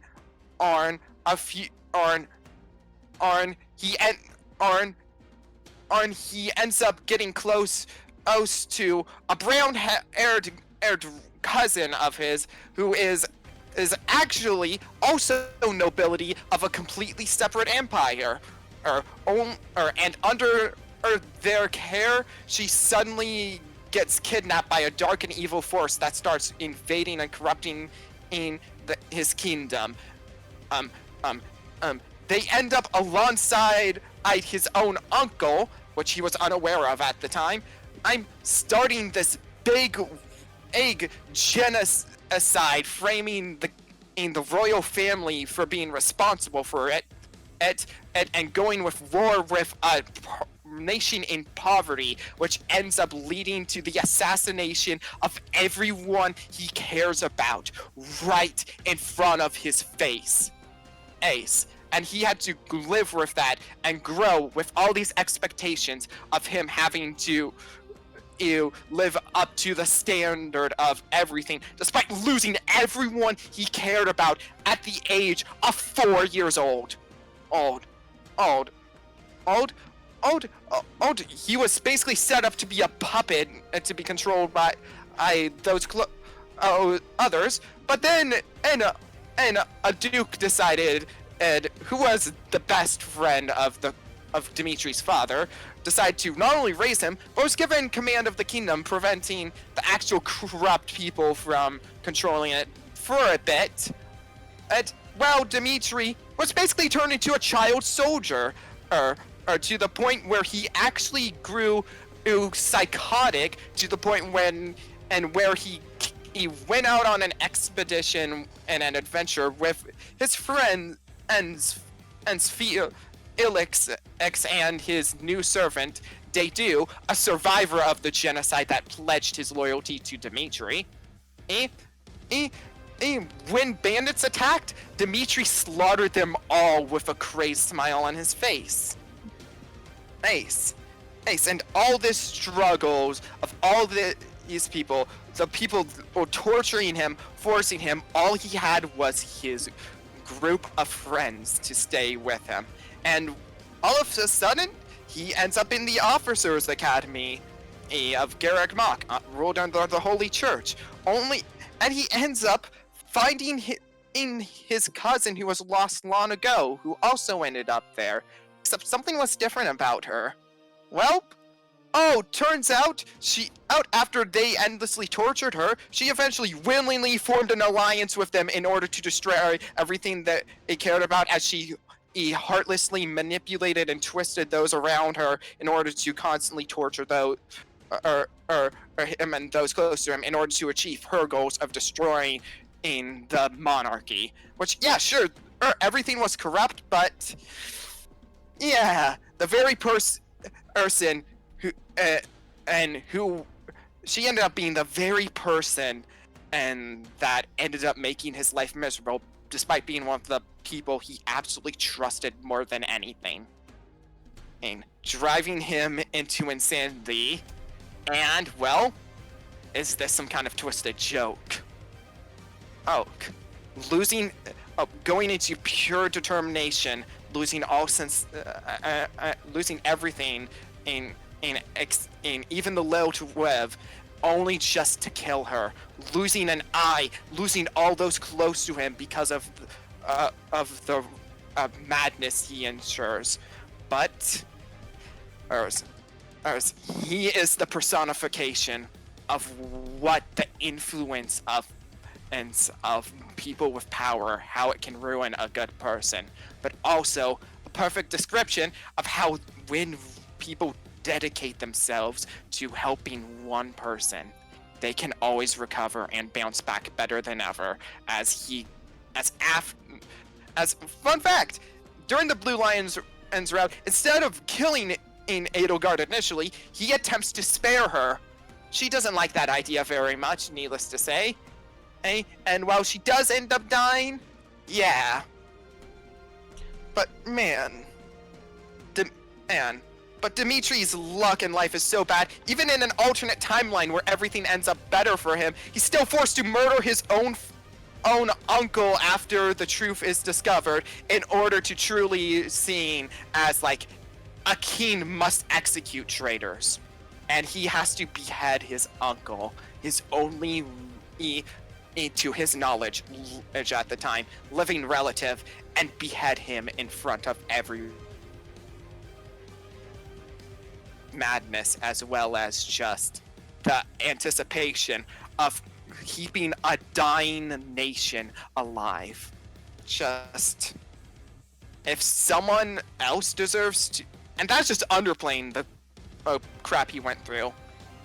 If Guts is known as the struggler, I feel like that would fit Dimitri a lot as well, given his own madness and trauma is what shaped him to where he was, into the worst of his life, but grew him into what ended up being the best of his life, as he's noted across in history to be one of the most fair and kind leaders that brought a dying continent, not just his own country, but brought it to peace for hundreds of years to come. Which, and as someone who loves Fire Emblem as a whole, Dimitri is one of the best written protagonists or lords of the series. Because yeah, Byleth's the protagonist, but just, and it's really great seeing him here with a character that matches up so well with his story beats. Which I can say the same for Guts returning. But then again, Guts also had Claire, so it was a coin toss between this or Dimitri. But seeing Dimitri and one of my favorite video game franchises of all time finally appear, just, I am really excited, as you can tell. Yeah, there you go. Yeah. Yeah. So yeah. Anyways. Yeah, Sorry. good work, Koto. Good work, Koto. Not bad. Thanks. I was honestly just speaking from the heart on that. Yeah. Because all the scripting and stuff I had planned ahead of time was for the debate. Just. Oh. Damn. No. Well, so Yeah. good. Well said. Well said. So yeah, this is a 30 fight. Yeah. So that's pretty cool. I mean, Yeah. no duh, honestly. I mean, it figured, could have been a like- sprite fight. I mean, I say that, yeah, I mean, with the sprite team, I'm sure they could have made some good sprites, but, like, I don't know, it's just one of the things, it feels natural. It's funny. They say I'm Yeah, cast so- like when someone hears like Berserk and 3D in the same sentence, you're like, oh shit. Yeah, because Berserk and 3D has only once ever paid off with one Berserk game. Everything Yeah. else, Berserk appears in that 3D, not Yeah. good. Yeah. Um, So, Can we get Guts in Mortal Kombat to make that two good games? there you go. Yeah. We'll see. I don't know about that. Also, yeah, so if this fight is 3D, that would be kind of cool. No, It they've is. already It's confirmed 3D. Yeah, it's Okay. confirmed because that's the reason they did this over Claire. Well, Dimitri it's has a part 3D of it model. Anyway. Okay, that makes sense. Okay, now I see. So I guess essentially the Blender team is going to be trying to outdo themselves with Dragonborn We're going versus. from Dark Souls versus Skyrim to this. Yes. I think they could do it. I think yeah. they can. I mean, these are both going to be dark fantasy fights, but at the same time, they both have completely different things. Where that one was all about the insane magic and weaponry, which Dimitri does have, and I mean Dragon Slayer too. Oh, Dragon Slayer yeah. Berserk armor, but this one's going to be more focused on the actual gritty and brutality, as well as Yeah. tactics. Given both are commanders of an army of sorts, and They're also. Go ahead. No, go ahead. No, go ahead. yeah, which Dimitri bringing an army into battle is literally one of the main gameplay mechanics of Three Houses of Battalions. So Dimitri's gonna have like an army of like horseback wielders or knights along with him that are like non-specific, which could easily clash well with Guts' mercenaries group by like the start of a fight. Which is why I honestly really hope that we get Dimitri's kill every last one of them line. I don't know what they're gonna do for the opening. Honestly, I have no predictions on how this fight will start. They're just gonna swing. They're just gonna swing shit at each other. That's basically the best way I could predict it. Is shit, awesome shit's gonna happen. Blood's gonna be there. We're definitely going to get the Berserker armor, which will probably be better. Which will be duh, and it'll be much better utilized this time around. hopefully. But then no, again, there it's you go. hard to have a worse portrayal of a tool or weapon or item than the Berserker armor. So I mean, unless Dimitri just becomes a giant avatar of fire and just says, "Your mind is mine," and then he does it. What was like, and then Guts is like, "Well, it worked the first time. Let's see. So I'm going to do it a second time." It doesn't work the second time. Ah, shit. So as long as they avoid the pitfalls of that, we'll be good. okay. I doubt, I- I doubt Dimitri has that up his sleeve, so I think we're good on that front. Thank God. But what I always yeah. imagine the setup for this fight being is Guts, even like once he forms his new mercenary group, and even in the past has always had a theme of fighting in wars for coin, and fighting against almost impenetrable forces, fighting the actual head leaders of groups alongside either mercenary groups he has to fight against, well, royalty that has been said to be almost demonic and monstrous in strength. And Dimitri is often compared in pure strength to be a monster, a demon. I mean, that's literally the whole reason he's called the Boar by Felix. That's after all. Okay, so yeah, just have it be in guts.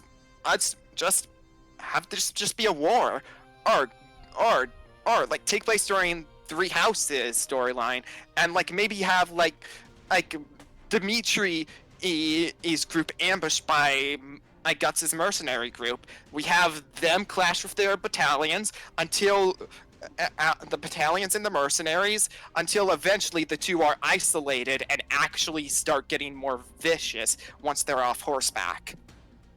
Okay, so all right, so let me just comment on that. That sounds very over ambitious, and I don't see them doing that. Yeah, because it's like you're asking them to create whole new models for Guts' battalion, for Dimitri's battalion. I mean, just use generic soldiers. There's models existing. No, but see, that's the thing. The 3D fights, yes, the 3D fights will try to go the distance, but they can't do that. And since this is the Blender team, that is basically, again, the Blender team, they can't, there are limitations. That's all I'm saying. They're like, hell. So I definitely can see the fight starting with a more scaled back version of what you just said, but take out the armies and the battlefield having a war with other soldiers. With the two of them. I never said it had to add a war. I'm just saying the fight would most likely take place throughout the war because, well, Guts was hired to fight and kill Dimitri. No, I know, but again, that also just depends. It's not even in the 3D. It's not even the Blender team's control. It's what the writer. The writer dictates. So I think the writer will try and keep it simple because who is writing this episode? It's Lousy. Lousy. Oh, okay. Lousy. Lousy, my man. So yeah, it's probably not gonna go that way. Even though yes, it would be cool. But it's like I think we'll more or less just. I'm not being realistic. I was just coming up with something off the top of my. Yeah, I mean, friendly reminder. Yeah. One 3D model costs a shit because ton. Of the whole thing. Say again, Brobuscus. So one 3D model in a 3D fight costs a shit ton. So it's like If we were to get something like that, then it would have to be in a sprite fight because sprites are much easier to rig up and do that versus a 3D fight. Because they're next to the hand-drawn fights. The 3D fights are their most expensive episodes per season. That's where most of the which is why we get more sprite fights than anything else. Exactly, because the sprite fights are relatively cheap. Relatively. The only thing that isn't cheap is I mean, they're cheap by comparison, I guess, but they're cheap by comparison, yes. But I just mean in terms of getting a sprite fight done. But there's also, of course, the effects and the 3D backgrounds. Those are what make them even slightly more expensive. But still, if I just had to make a prediction on how this fight's going to start out, if I had to be realistic, it's probably just going to be Guts is wandering, walks upon, sees Dimitri. Dimitri sees him. Guts tells him, "Get the hell out of my way, Dimitri. You get the hell out of my way." All right, I guess I'm going to have to kill you to get the hell out of my way. I was thinking the same thing. If what I'd assume in that case is maybe Guts comes across Dimitri after he's slain some sort of either a demonic beast or maybe a soldier for the Empire, and is like doing his thing. Guts does his thing. In Dimitri, he doesn't even pay attention to Guts at first because he's so over focused on what he just killed. Guts demands again, and Dimitri now noticing guts, Noria, and just aggression. Who are you? Who are you working for? Or guts? It doesn't matter. Or if you're in my and you anything that's in my way gets cut down. Yeah, let's go with that. And then they just continue. Because Dimitri isn't the type to murder someone just because they're in his way. That's my way. Like, Well, dude is very aggro, but not that aggro. Well, Unless you wear red. Unless you wear red. Don't wear red around Dimitri. He's like a bull. Okay. But yeah, no. I hope it goes like that. Again, it would be. I am being realistic too. It would be cool if it could go like that. But again, I think it is probably just gonna be like essentially more or less on how Guts versus Nightmare went. Guts is just minding his own business. He's going where he's going. Dimitri's there. They both fight, and that's it. Because again, it's like they're. God dang, I can only imagine how many more 3D fights we're gonna have this season. We better. My biggest At least one for 2. that fight itself. I want this kill to be like Omni-Man Homelander levels of over the top. I mean, it's Berserk. Well, It's Berserk. it is okay. Well, the question is Lousy a Berserk fan or just? Yeah. Oh, okay. Then there we go. Yeah. You're safe. But even if he isn't, Tiki is. Liam. Oh, okay. He's the lead researcher on Guts, so Okay. Well, there you And go. also the editor. that's also true. Yeah. Yes. So yeah, I'm very excited to see how this will be in 3D. I will not lie. It is probably going to be a huge fucking step up from the last time we saw Guts. But you know what's also going to be a huge step up?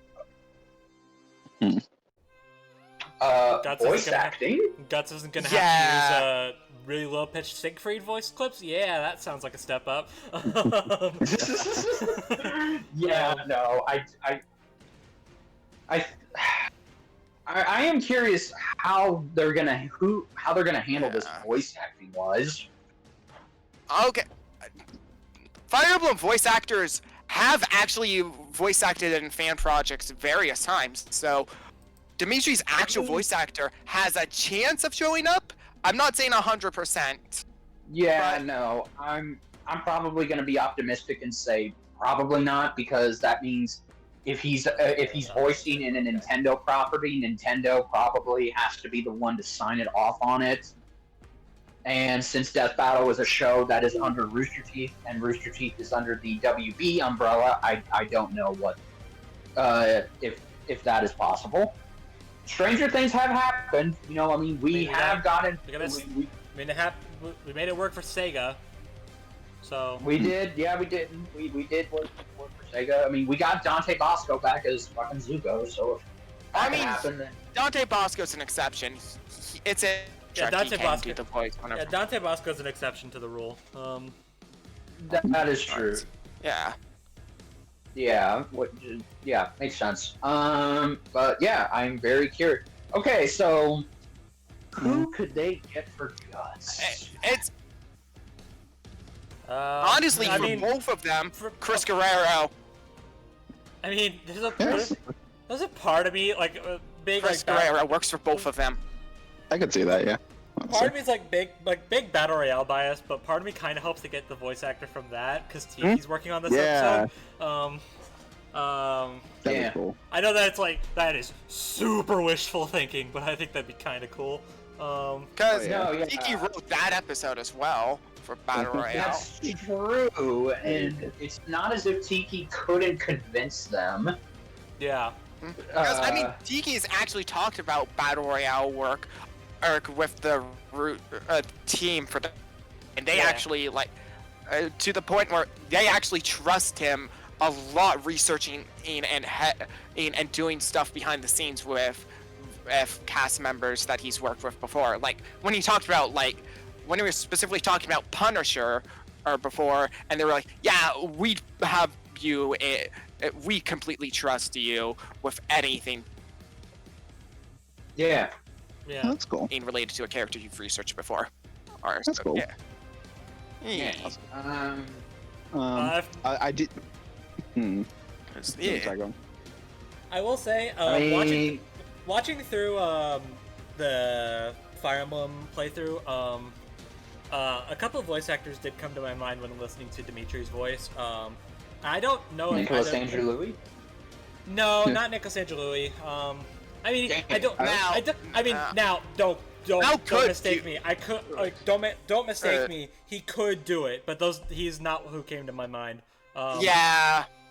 Okay, who came to your mind? One voice actor, I don't think they're gonna get him, but one voice that came to my mind was Scott McNeil, because I listened to it and it kind of sounds like he kind of sounds like Silverbolt from Beast Wars, so like that kind of like when he's more like, I don't know, chivalrous, I guess is the word I'm looking for. When he's not absolutely bonkers and insane. Yeah.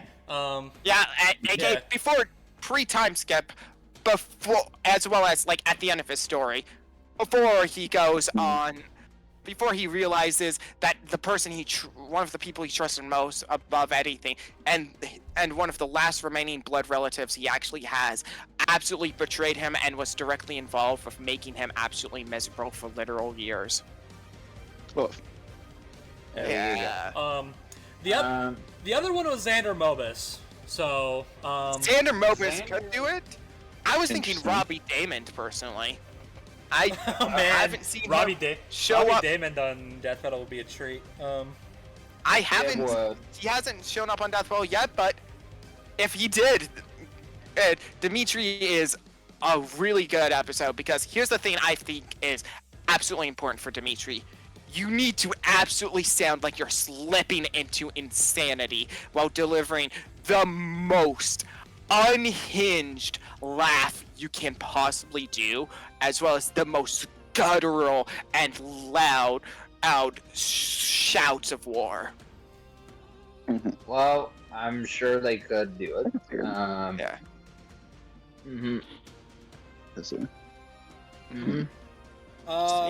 For Guts, I agree. Chris Guerrero would be pretty cool. Yeah, I like that idea. It's Chris Guerrero. Yeah. I've also heard Tom talk because, of course.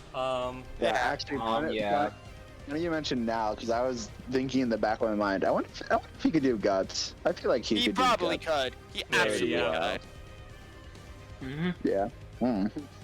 One that just came to He my might mind was actually be Wardle. Dimitri. Who knows? Yeah, that too. I think he could do it, especially with how he did Dio. With his laugh as well as shouts. Oh, yeah. So I have full faith in Tom Shark if he ended up voicing Dimitri or Guts. But I just think There you go. Dimitri stands out of the two in terms of more important, because Dimitri has some more iconic slips into madness. Well, Guts, you just have to be able to shout really, really loud and sound absolutely depressed and angry all the time. Yeah. Yeah. Man. So yeah, I mean, could be anybody really. It could. Music's probably going to be done by Brandon. Oh, it is. I'll tell you right now, the music is being done by Brandon. Brandon okay, Yates and Logan Adams. Yeah. There you go. Yeah, this Go get on, another vocal track, ladies and gents. Yeah. Logan Adams returns. Yeah, and I mean, considering how good their last track was last year, I think we're good. Yeah, We're I in think good hands. I think we're good. Not to mention how good Awaken Fireball- I mean, I Sacrifice. know- Oh, wait. I know. Oh yeah, and Ben. Yeah, I was just thinking that because that was Logan Adams on a Guts track. Oh yeah. Yeah, there you go. Well, Yeah, so we're in good hands either way. But Yeah. yeah, I'm very excited to hear it. No matter. Hey, I don't want. just man, So- though. So Yeah. I guess I kind of breezed through the crew on this one already. I mean, Tiki's researching Guts, Lousy's researching Dimitri and writing the episode. Ben's directing because of course he is. Yeah, he's editing. This is and, being done by the Blender team, and yeah, the only thing we don't have are voice actors. yeah. Basically. But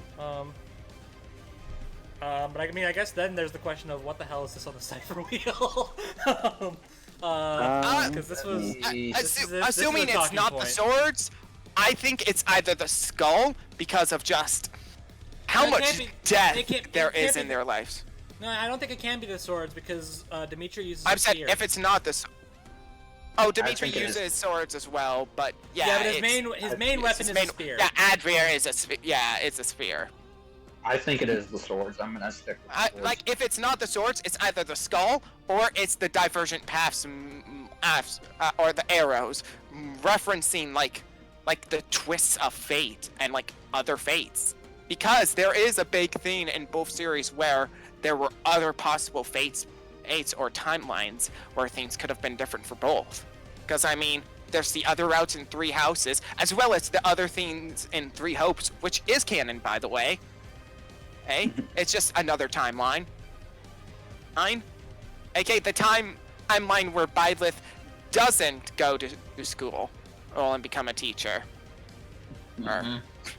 So. Or- I mean, And there's a huge thing in Berserk about how Guts himself, basically through sheer will alone, defied the fate that was set out for him. Like, people who saw the future, or like God Hand, and demons through it, like Nosferatu's Odd being the big one, they straight up could see the future, and they saw Guts dying during the thing that Griffith does. And yeah, Oh, Griffith. he doesn't. So yeah, I mean, I feel like the skull and crossbones are a lot more straightforward. So Yeah. yeah. I am like I wouldn't doubt it's the path switching, but I feel like out of these, I feel like the skull and crossbones would make a lot more sense. I feel like the whole Yeah, reason no, I don't automatically just default to that one is because something in me is saying, "Oh, Spinal Cervantes is happening this season, totally." I mean, maybe. Well, I'm sticking with the swords. the thing is for me is like I feel pretty good about the skull and crossbones because like I didn't hear about I didn't put that together about the arrows. That's interesting. But aside from that, all the other symbols that could work for this that I've seen people bring up for this have other matchups I think work better.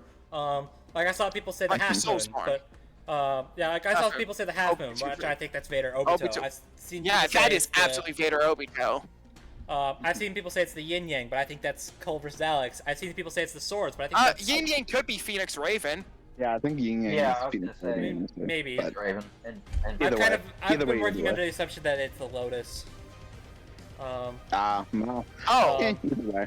that actually works quite well, huh?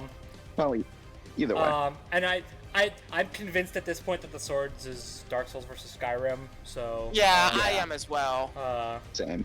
You know. So yeah, really, like through process of elimination, I guess the only one that really sticks out to me is like, yeah, it's Skull and Crossbones. So yeah, I think I'm gonna And stick then- with that. And then we get Spinal versus Cervantes to throw this whole thing in a loop. Awesome. Awesome. If that does end up being the case, then I'll just switch it to the arrows, I guess. I didn't think about the arrows because it kind of because it's shaped like the shuffle, like it's a shuffle symbol. But I guess Exactly. finer details, I guess. I don't know. Yeah, that's the I thing. don't- We're I not don't gonna know. We could go through the whole season and end up placing everything wrong on the cipher wheel. Yeah. They're only Yeah, going to possible. reveal it after the season ends.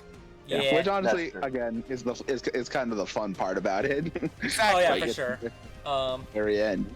At the moment, I don't really know, and I don't really care. Let's talk about who will be winning this. Okay, before we get into this, can you go into that feat that was yes, sure.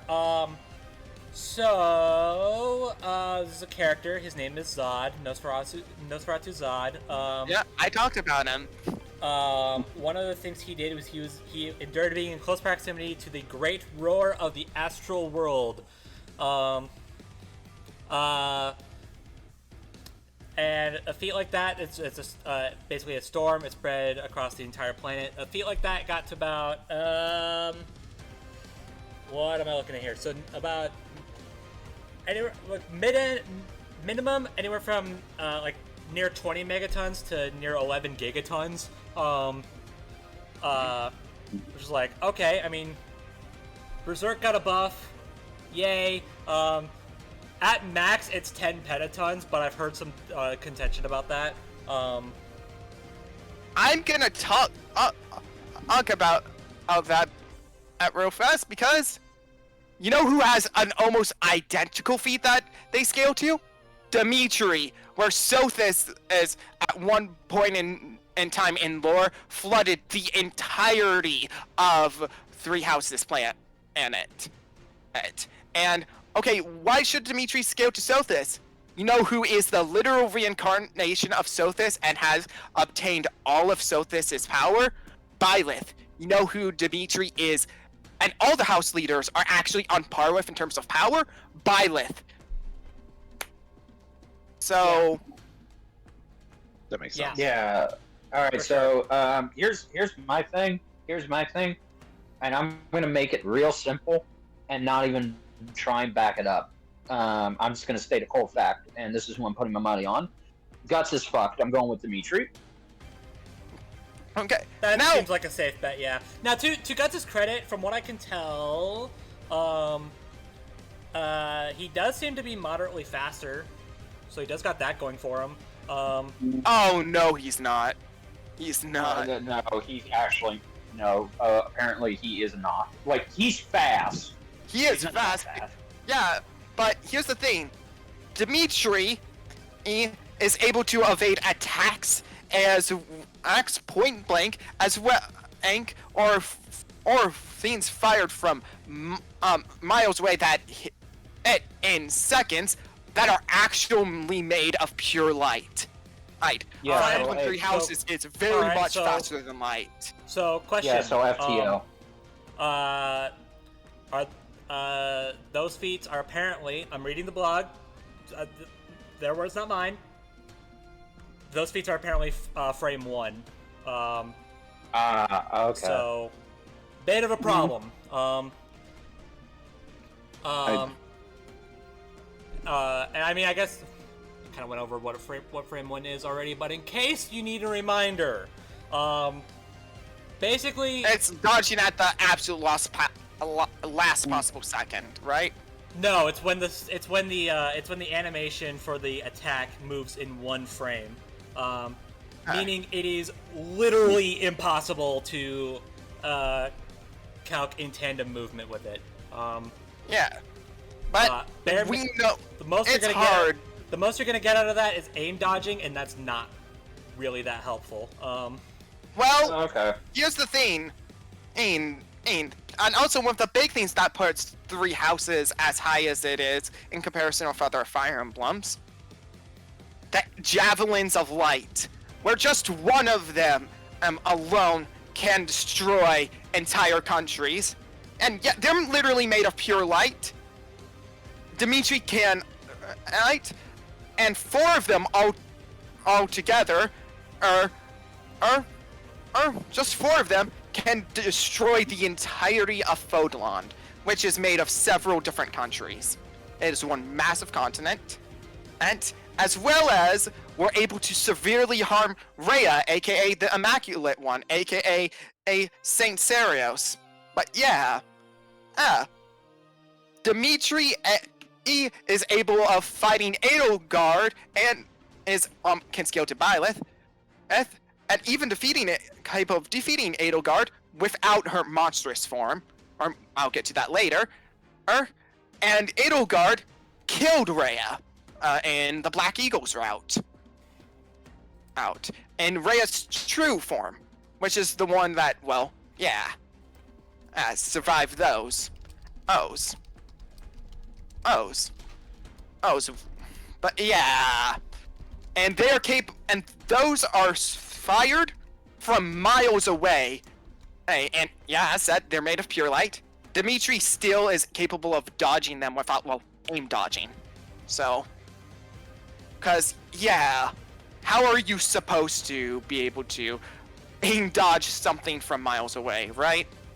Because they're fired from Batista's, which fire from, well, long distances, and they can't hit things up close. So, yeah.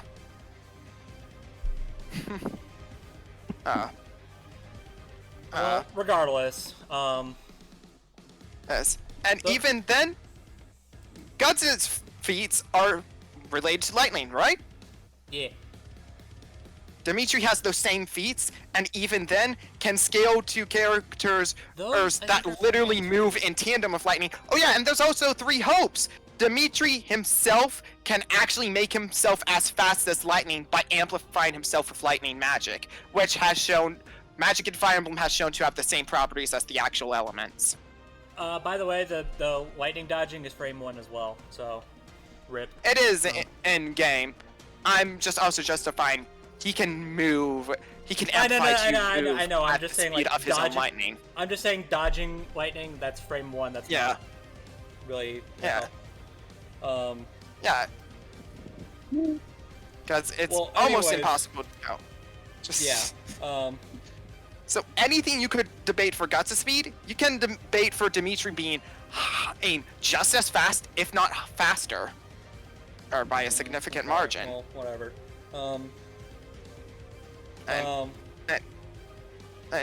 mean, in terms of, well, let's go back to the Sothis thing, the flooding the Earth, because that got calced too. That's about like 20 petatons, which is 2 times higher than the absolute highest you get for the Great Roar, which even then the absolute highest has some contention to it. So yeah, because here's the thing: Guts doesn't scale to Nosferatu Zod. That's not true. That's not true. Zod does he actually compare to him later? If memory serves, Zod says that he and Guts are equals. I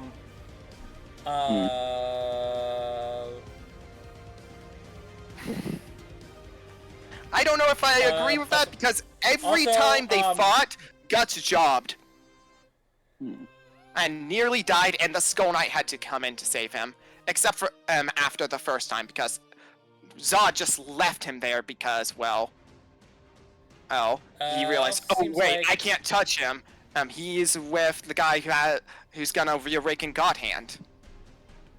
Also seems like Griffith was able to beat him, and Guts surpasses him later, so there's that. From what I know, that's after Griffith, becomes human again.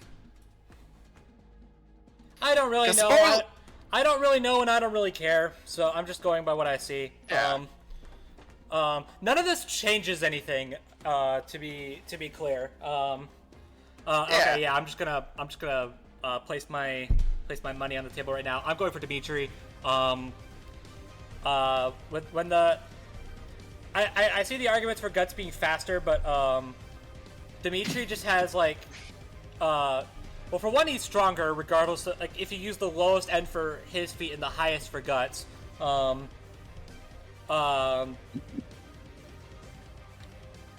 also, just in general, Dimitri just has a lot more tech as well. Like, he has a lot more things at his disposal. Oh, can I talk about those things? I really want to talk about those things. I mean, I guess, sure. Okay. Let's start with if the two's weaponry. Well, Guts has his iconic weaponry. The main thing people are pushing for Guts being able to win with is the Berserker armor, which, yeah, it's absolutely busted, but it will kill Guts if it and will constantly push him to fight until he can't fight anymore. That's how it works. It doesn't heal him, it forces him to fight regardless of damage, while feeding on his sanity and his life force. Arse. And at the same time, it gives him more demonic attributes. Oh, let's talk about some of Dimitri's weaponry. The Blessed Lance. Directly targets and deals extra damage to foes linked with demonic or monstrous presences, even if they aren't demons or monsters themselves. Elves.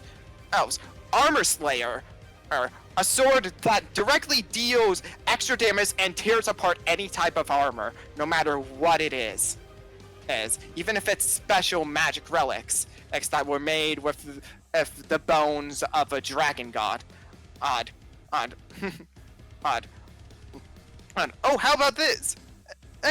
Dimitri's own signature weapon, and due to his sheer hatred and motivation to kill Edelgard, who is normally a heavily armored unit, has manifested it to not only do extra super effective damage to every type of unit in the game, which he has to do even more damage to foes wearing armor just because he's so dedicated to killing Edelgard.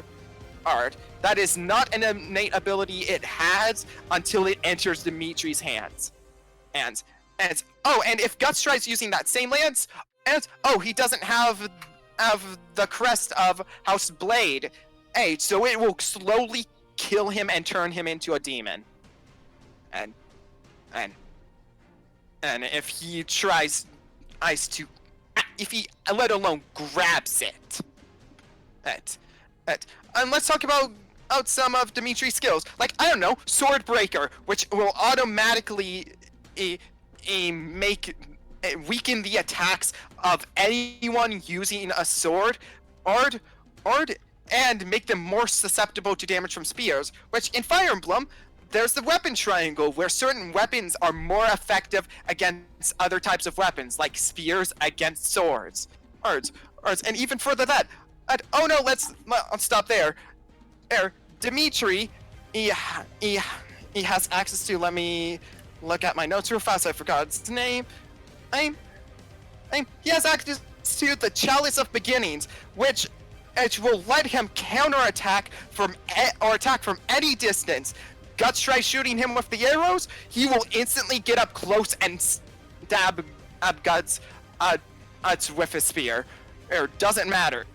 Or he could just use any of his magical spells he knows naturally, or his spears. And here's how magic works in Fire Emblem. It directly ignores all types of armor and directly attacks the person in itself.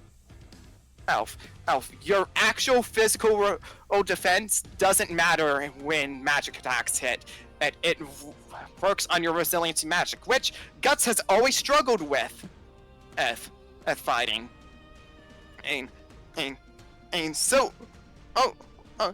Guts is trying to fight on horseback. Dimitri busts out the horse slayer, which, if Dimitri hits Guts once with any attack, it'll lower his mobility immediately due to the passive skill Seal Movement,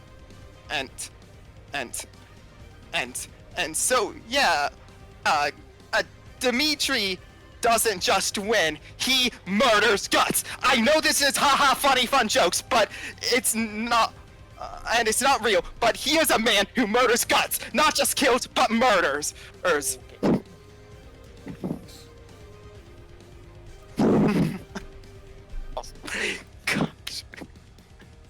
Yeah. But I don't know. Guts does this kind of stuff every day. No, I'm joking. Shut your mouth. I'm joking. People way weaker than him every single day. I told you I was gonna say it. Oh yeah, I know. I was waiting for it, and I was waiting to do that. But yeah, I mean, Koto, is there anything else you would like to say? Because I mean, I already know who I'm going for. But is there any other final notes you want to say? Greetings, ZDogg. Nothing to report. Not okay. Well, I guess that means. In the end, all I can really say is in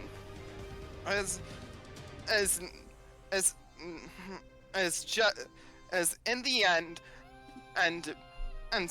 And Guts may as well be just another sacrifice to the true King of Lions ends here. That was awful. I should have prepped upon it in advance. That's fine. Yeah. All right then. So yeah, I mean, yeah, I'm going with Dimitri as well. I guess I should say it. Yeah. Just with and can't really add anything that Koto didn't already say. So there you go. Like it, and like, I mean, I guess just like the moves that like counter the berserker armor. Like if that didn't like put nails in Guts' coffin already, like that surely. Yeah. Yeah, you know, if your biggest trump card has like a bunch of things your opponent could counteract with, or like has, you know what I'm trying to say. That's a big problem. Oh, I just randomly remembered. I took notes of this. Oh yeah, Dimitri has many ways to immediately heal himself to full health. Due to being an RPG character. And these aren't even like elixirs or things. He has passive skills that he can learn. And given how they treated the Chosen Undead and Dragonborn, where you can get every single skill and ability in the game as long as you grind for it, it's the same thing with Fire Emblem Three Houses. So, yeah. So, I have heard that the Dragon Slayer can make Dimitri's healing options weaker. I think what they're going with is the whole thing of like, because Dragon Slayer exists on both the physical and astral plane. I'm still not entirely sure how that works, but it does. It's because it's covered in so much demonic blood. Right, but that doesn't make it make any that doesn't make it make any more sense. That's it. He's killed so many things he's able to affect. Yeah. Sure. So I don't. Wait, how does that affect Dimitri's healing options, though? That's just. It doesn't. That's just what I'm hearing. Okay, it's. Okay. Yeah, because here's the thing: Dimitri has two different healing options: passive skills that allow him to heal after or bouts of because this actual skill that Dimitri has that allows him to heal. Let me. I wrote it down. And where is it? Okay. Hey, healing focus. Is how it works is it'll restore 50% of that person's health in between in fights, like in the middle of fights. It'll suddenly heal half their health. Which is why it's obviously the very last skill you end up learning for that specific class, right? Of course. Can't make it. Even then, if he doesn't have that, he has elixir. He can just use an elixir, which has 3 uses and can fully restore his health. So. Okay. This is why you don't fight RPG characters if you're not from an RPG. I think I see the argument now. Injuries inflicted on the astral plane in this manner can destabilize the physical body and cause wounds to reopen. I think I see what that's saying now. Yeah. Here's the thing about that. I don't know. It doesn't matter. Dimitri's twice as strong as Guts, even if you use the highest end of Guts' biggest feat, and has ways of countering the Berserker armor. Bing, bang, boom. Going for Dimitri. I don't really need anything more.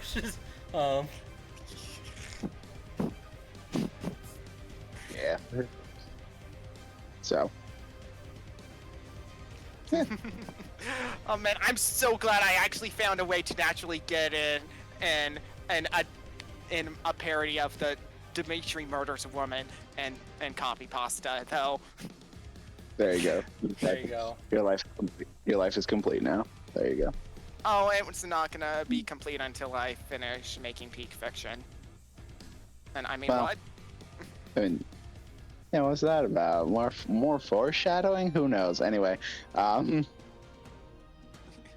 so yeah, pretty safe to say we're all going to Dimitri. So there you go. Yeah. Yeah. Yeah. I'm also just gonna throw this out just for the sake of, like, let's say you don't buy the higher feats for either of them, just cause. Sure. And let's say you don't buy the lore stuff for either characters, and you only care about what you actually. And let's do no scaling whatsoever. What is? I'm just gonna take the lowest end feat that Dimitri and any fodder character in Three Houses can survive against the best things Guts was given prior to that calc. Guts is best, as to my memory, was around town to city.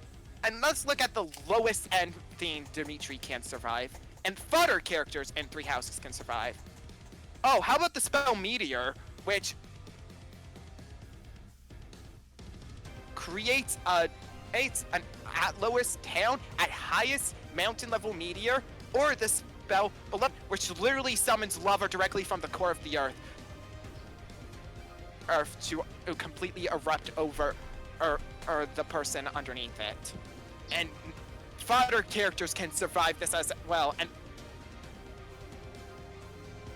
when I say fodder characters, I mean literally nameless soldiers and knights, or even brigands or wolves you can see just around the game. I mean, literally no names. Yeah.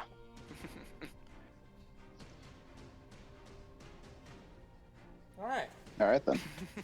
So yeah, yes. Yeah, so that should really say it all. The for gatekeeper. If you don't buy the highest stuff for Guts, the gatekeeper for from Fire Emblem Three Houses is beats Guts. Oh, what if we decide, just for the absolute sake of debate, just to be absolutely sure, what if you gave Guts SMT from the SMT mobile game? What if you gave him that scaling? Oh, why don't I introduce you to a little game called Fire Emblem Heroes? Oh boy. All right. SMT, pretty busted verse. Yeah, they literally kill and destroy biblical god. Fire Emblem Heroes. It's canon, by the way. They're not using this in the file. I'm just covering all bases.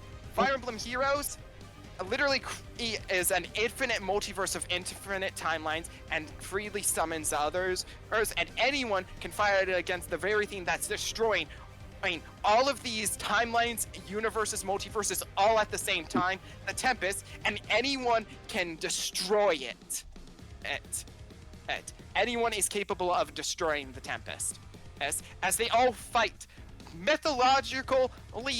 mostly mythologically accurate gods from Norse mythology as well.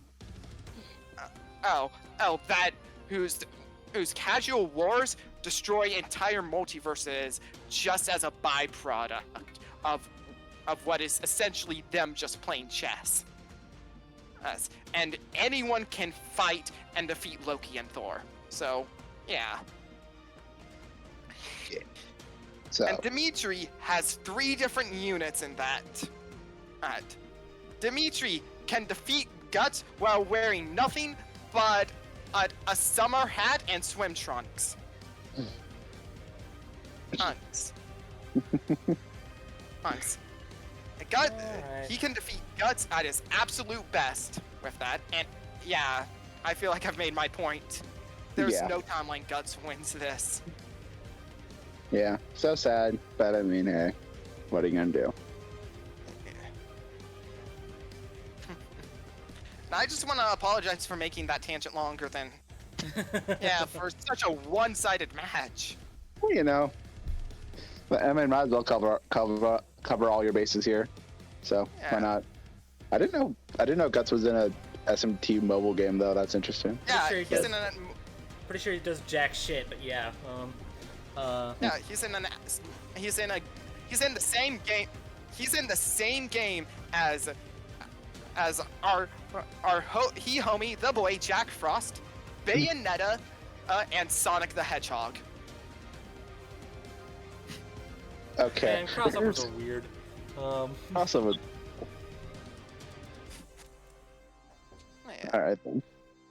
Well, anyway, so that's that. Let's move on. Yeah, there you Before go. this tangent gets even longer. Yeah. Yeah, there you go. I have nothing else to cover unless you just want me to talk more about Fire Emblem as a whole. So, Nah. Yeah. And maybe another day. yeah, maybe the next time the series gets on the show. There you go. Lucina Grovile, please. I'm begging you, Death Battle. Yeah. Yeah. You had All right. you had something else you wanted to talk about, given the whole thing of, oh, this is literally 3 returning combatants in a row, right? Correct. Yeah, Correct. it was an idea. No, but yeah, this is Yeah. we've had 3 Fitting. returning combatants in a row. That's kind of weird. Indeed. Yeah. And if you don't remember, bring back way old memories. We also discussed this topic all the way back when we discussed Raven's first episode for the first time. So that's crazy. Honestly, totally forgot about that.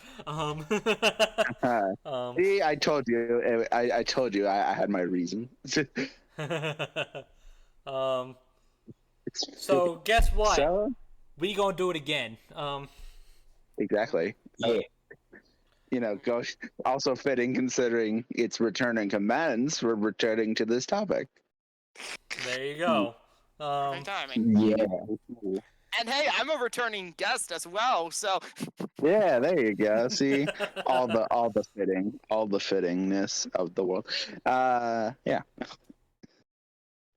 Well, So, I guess I'll start. I'll give us one character to kick us off, and I'm saying this one because I literally have his amiibo right next to me for some reason. Justice for Bowser. yes. yeah, Eggman. Come on, just give us Eggman. Yeah.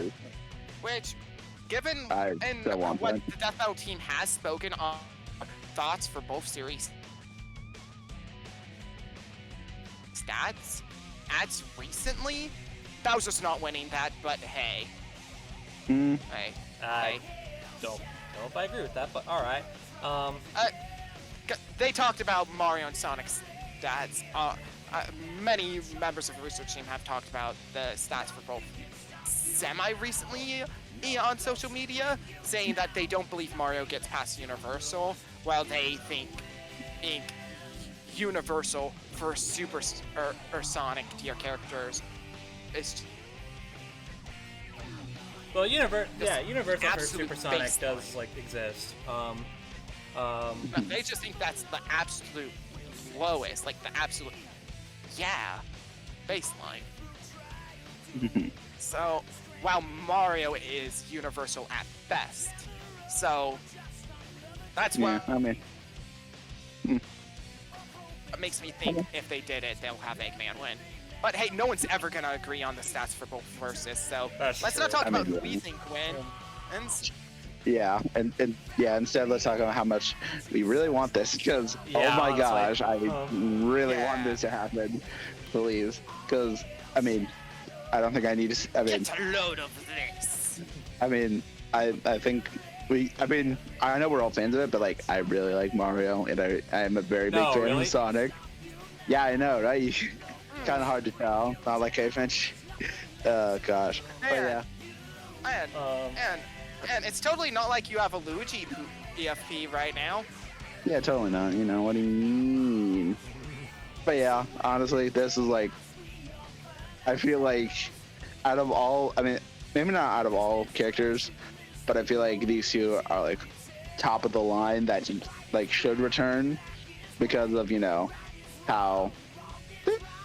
I mean, Well, Bowser- Eggman's episode is old, and Bowser's episode is Bowser's episode. So I mean, I'd be down for Yeah. Eggman and Wily to have a run back at the same time. But at the same time, Bowser or Eggman, come on. It's mean, one of the I've biggest grown so- rivalries they haven't done yet in terms of Exactly. match. I've grown so less attached to Eggman and Wily again. Initially I was like, I'm down for either that or Eggman running back against Bowser, but at this point I'm like, do Eggman versus Bowser or just don't, like, and that goes for both of them. I'm not, like, none of Bowser's other options really vibe with me. I know DDD is brought up a lot, but just like, eh. Yeah. I feel What like about Wario. Ice King No. from Adventure Time? Okay. Not really a big fan of Adventure Time, so if it's not Finn and Jake versus Mordecai and Rigby, I don't want Okay. it. Okay. I know Lord Hater is another option I see constantly, but Yeah. I sometimes I feel like, much like with Vader versus Obito, sometimes I feel like people bring up different ideas for Bowser, so it's like, hey, let's not do Eggman.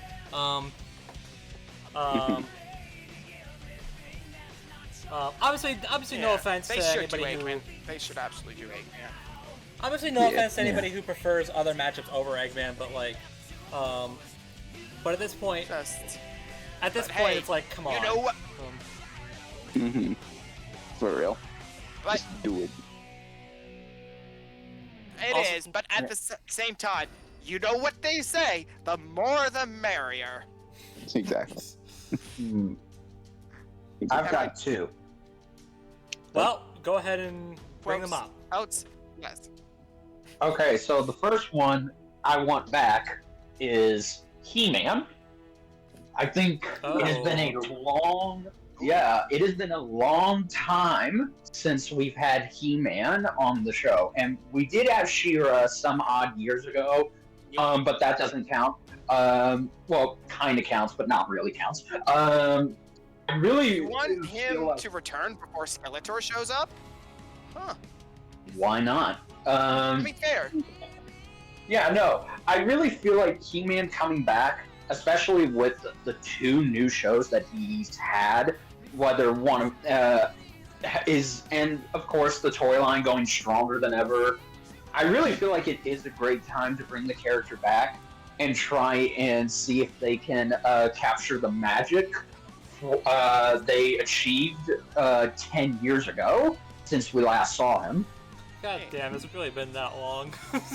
Well, yeah, because season 2. Well, wait a minute. Okay, yeah, because season 2. Yeah, it has been that long. Because Goku vs. Superman 1 came out in January of 2013. Yeah, and He-Man Lion came out in like May or some shit. It came out, damn it. sometime in May. Oh my god. So, Dude, I'm not even. yeah. Dude, I'm not even 23 years old yet, and I already feel old. I'm not even 30 yet, and I already feel old. So God. yes.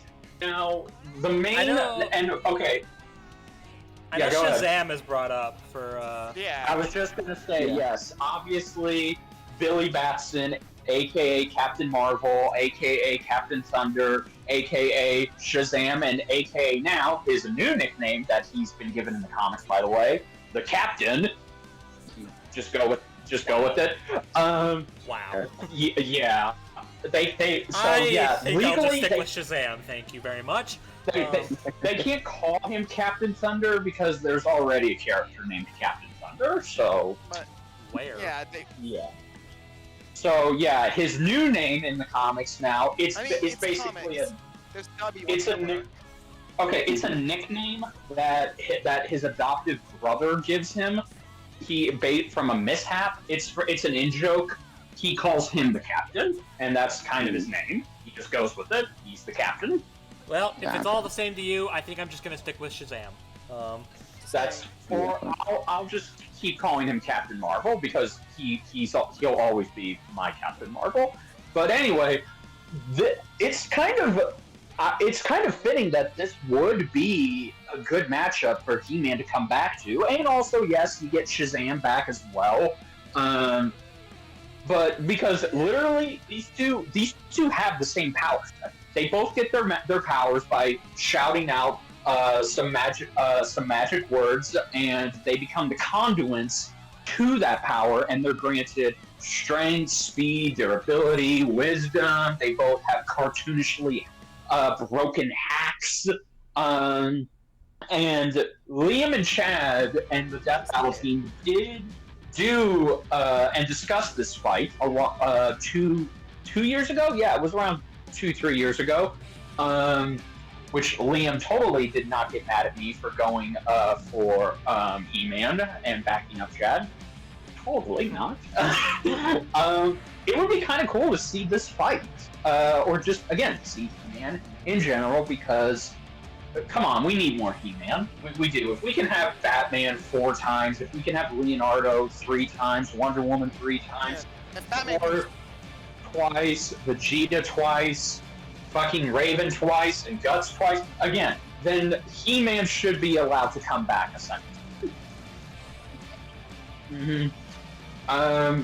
Although Brobuscus, and Shazam, Brobuscus is not gonna like this. Oh no, I don't know where you're going with this.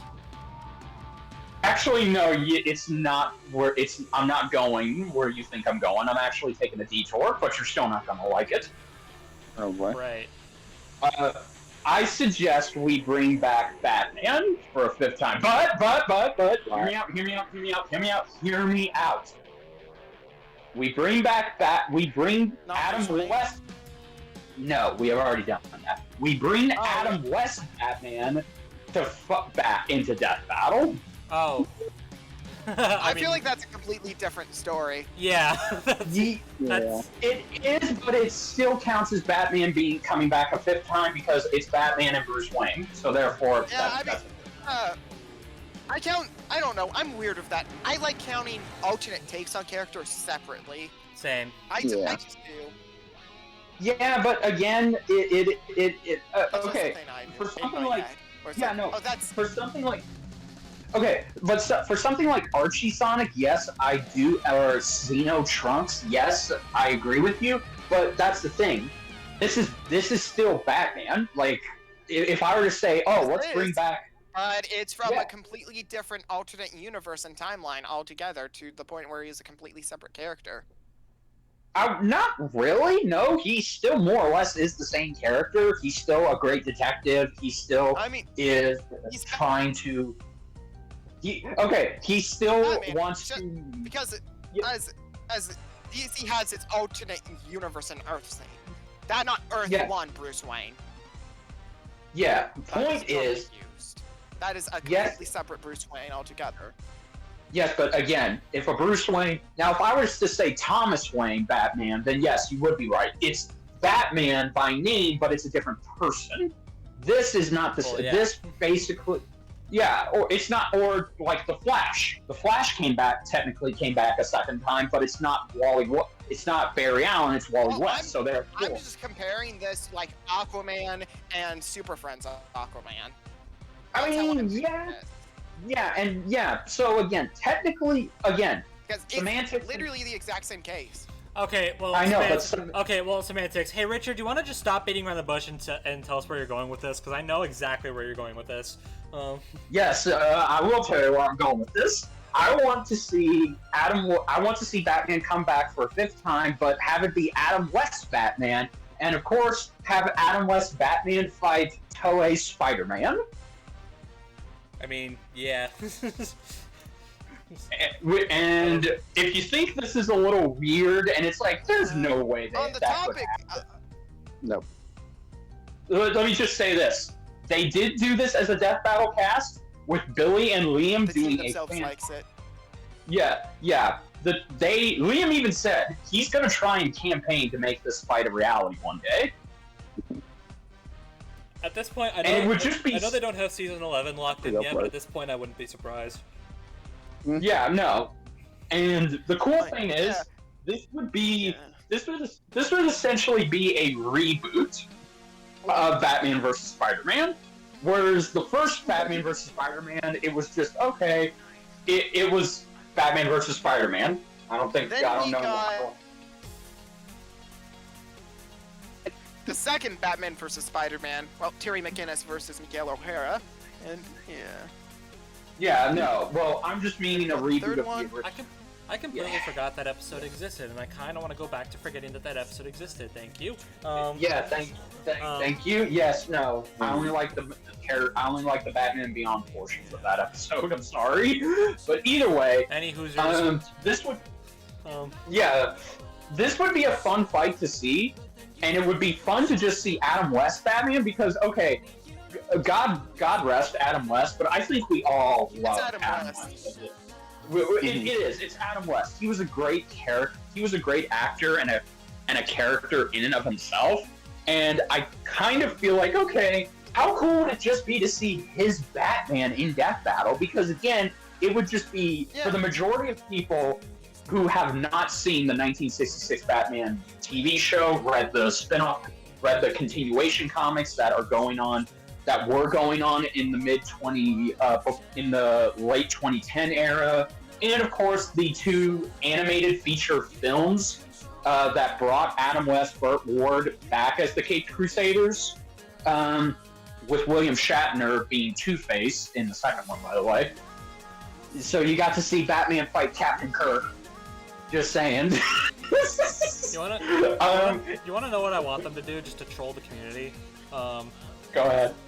Promote this as just Batman versus Spider-Man. Like obviously, obviously the footage would just be Adam West and Toei, but like for their end card or whatever, and for the title and whatever, just have it be Batman versus Spider-Man. Don't clarify it. Just say, oh yeah, it's Batman versus Spider-Man. Just to be a huge troll. That would be really I fun. would. It's like didn't you I already? would love this. It's like didn't you already do this fight? Just watch it. Yeah, just watch it. But yeah, Adam West Batman in Death Battle would be a treat. It would be a very special treat, and it would just be cool to see all the ridiculous cartoony gadgets and fucking stupid ass plot armor tune for shit he has on him. Also, too, be fighting in Toei Spider-Man's giant robot. I was gonna say we have a mecha fight. Yes, which we could have a mecha fight because in the Batman 66 universe, Batman does have a mech. Oh my gosh. Yeah, so there you go. Spider-Man have I mean, I'm gonna be getting my info completely wrong here, but doesn't Spider-Man have some gadget or something that has like a million decibels or something, which is stupid, ridiculous? More or less, yeah. But again, I think that's the kind of the irony of the situation. Whereas the first Batman versus Spider-Man, Batman could compete in some areas, but he just couldn't get around the spider sense. So essentially, Batman more or less just barely stood a chance. In this one, the argument can be made that it's almost even, because that's the thing. 66 Batman's whole shtick is that, you know how everybody always says if Batman has this much prep time, he can beat anybody or defeat any situation. Adam West does not need that. He is the prep time. Essentially, he always has plot. He has shark repellent. Yeah, he always has something. He always has something to counteract whatever situation he's thrown into. Like, for example, this is the best example I can think of, and it's gonna sound stupid and fucking ridiculous. In the first animated Batman 1966 Batman film, Batman is basically poisoned with mind control spores. Gee, I wonder where I've seen that before. And by Catwoman and the Joker, and Robin tries to give Batman the antidote to that. Batman, knowing that his sidekick would try and do that, he took the Bat antidote serum that basically counteracts the antidote that Robin was going to give him. Why? And the only way to get around it was Alfred going out, getting garbage, and making a drink potion called the anti-Bat antidote. Why? God damn it. And it brought Batman back to normal. So Yeah. Okay. And also, oh, you think that's crazy? Batman also has something called nuclear. Batman has a nuclear silo in his Batcave, and when he was under evil mind control, he was gonna kill Robin and Catwoman by throwing them into it. He even raised the bars high enough to where Robin and Catwoman could not use their grapnel or whip to escape. They survived going into the nuclear silo because Robin anticipated that Batman would do that. So he sprayed them with bat anti-radiation, basically protecting them from the the nuclear silo in the Batcave. Oh boy. So you see, this freaking nuts. I need to sit down and watch it. it is. You can find all 3 seasons. All 3 seasons, sadly, aren't on Max for some stupid ass reason, but it is finally out on Blu-ray. So. I don't know. You can find the 2 animated movies, the 2 1966 animated films that came out a couple years ago on Max. So there you go. But yeah, and also it would be cool to see a Spider-Man that one isn't Peter Parker. I know we've had several, but this one's different. Essentially he had Peter Parker once. Yeah, but this Spider-Man doesn't have. Yeah. This Spider-Man doesn't have spider powers. Like he has gadgets that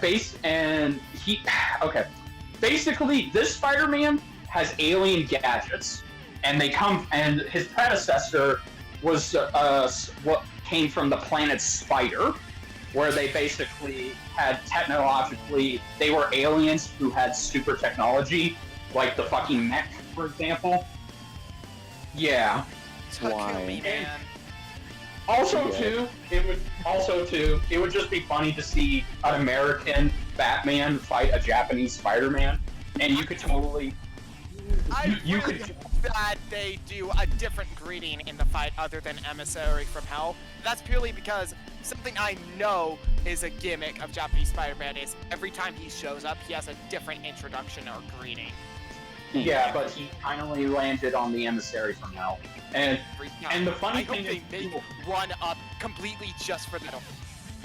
and the cool thing too is, you could actually have 66 Batman talk to Japanese Spider-Man, because you could literally just have it be Japanese Spider-Man is like, what? You understand me? He's like, of course, chump. I've studied the entire world. I have a computer based off of the world's largest encyclopedia, so I understand all languages across our world.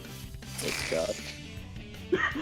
I'm not lying about that, by the way. His Bat computer is essentially a giant ass encyclopedia. Sure. Yeah. So this would be so fun. It would essentially it would just be like SpongeBob versus Aquaman, but it'd be so much more fun because you have 2 different versions of Batman and Spider-Man. And again, like Brobuscus said, they could totally get away with trolling them by just having the next time be show footage of Batman and Spider-Man, thinking it's regular Bruce Wayne and Peter Parker, and then when we actually get the previews, well, the previews would have to spoil it. It's revealed that it's Adam West Batman and Japanese Spider-Man. So yeah, these are the 2 combatants I want to see come. I want to see come back. There you go. So it's kind of funny that you mentioned Peter, because even though he wasn't one of the people I was planning on bringing up, I do really want to see Peter again. It's funny you mentioned that, because I have quite the matchup for you. Or maybe not. Please read My Hero Academia. We have Vigilantes. Yeah. Peter Parker, the Amazing Spider-Man, versus Koichi Himawari, the Gentlemanly Crawler. So yeah. TLDR. Imagine, you know how Deku is basically Spider-Man, right? Yeah. What if you took that and made him even more? What if you were like, Horikoshi, I'm like, I really like Spider-Man. I'm gonna make a character that's even more like Spider-Man than my other main character in the spin-off. And so we have the Crawler, a person who, despite not being a legally registered hero, acts as a vigilante, believing that because he was born with a power, even if he did believe it was weak, he believes he's responsible to help those who can't and help themselves. Elves, and so literally dresses up in a costume he makes out of a hoodie, a mask, and some glasses, and uses his powers to crawl along any surface while also swinging around in the air and dealing with a double life in regards to his hero work, despite the fact everyone hates him and the government actually tries to put him down to stop him because he's not working with them anyways. And doing his best to actually help others, regardless of all the bad publicity he ends up getting, and doubling his college and hero life poorly, but that's still the biggest part of his character. Sounds familiar, doesn't it? Mm-hmm. Yeah, I came up with this matchup years ago when I was reading Vigilantes, and I'm actually seeing it somewhat take off this year, and it actually makes me really happy. Yeah. And I know Ladybug is an option, but at the same time, we all know how infamous that match is, as well as how questionable some of Ladybug's content is. So, yeah. And if they don't want to use if they don't want to use Meliodas due to questionable content with him specifically, then I feel like it's a similar case for Ladybug. Because there's some low-key extremely racist garbage in there. Oh, great. Fun. Yeah. But no, honestly, this match is cool. I like it. Please. Yeah. Spider-Man Crawler, please. Or... Please. Yeah. And hey, you wanna know, which Spider-Man is Koichi based off of? Mainly Peter, but all of them. He even does the same thing of Japanese Spider-Man, where he does the little introductions and where he uses a couple of introductions that Japanese Spider-Mans use. And fun fact, in the end of the series, he ends up moving over to New York, where he becomes one of the main heroes there. So, Also, everyone hates him and sees him as a menace and a monster there as well, so... The fight could literally start because the two are just trying to be good-natured, but assume the other to be a villain. And leading to some more comedic antics before the two actually start taking the fight seriously. Hey? Plus, also imagine, because as Koichi's quirk, Slide and Glide, it allows him to repel himself off of surfaces. Or even repel things in the air, which also leads him to reflecting things. So imagine, and Peter ends up getting his own web shot back in his face. And he just comments, okay, now I see why everyone hates this. There you go. Koichi's just like, oh my gosh, I'm so sorry, sir. Are you? And then, or beneath his mask, because Koichi's just a nice guy. He used the term gentleman before he came up with Crawler later, even though basically everyone else calls him something different. Some people call him the cockroach, some people call him the crawler. Just... Wow. Just, man. Bro has it rough trying to be a hero. Just like Spidey. Spidey has it rough just being Spidey. Exactly. Peter Parker's life sucks. Thing these two have in common is these two would have an infinitely better life if they chose not to be a hero, but their sense of goodness just keeps compelling it to do it, despite how much this is actually making everything suck for them. And also, it's not like they also have girlfriend love interests that are involved in some sort of popular thing that they keep getting in a relationship with before something stupid breaks them up. Often, and another villain, maybe another villain possesses them at some point. But yeah. But despite totally being together, they're not a couple because the writers just don't want them to be a couple with them. So, yeah. So anyways. Sounds like both these two deserve happiness. So see it. Yeah. Well, at least Koichi actually gets a happy ending in Vigilantes. There you go. Nice. Spivey, though. Okay, let's check in on the current comic run again. Oh wait, no. Nope, let's not.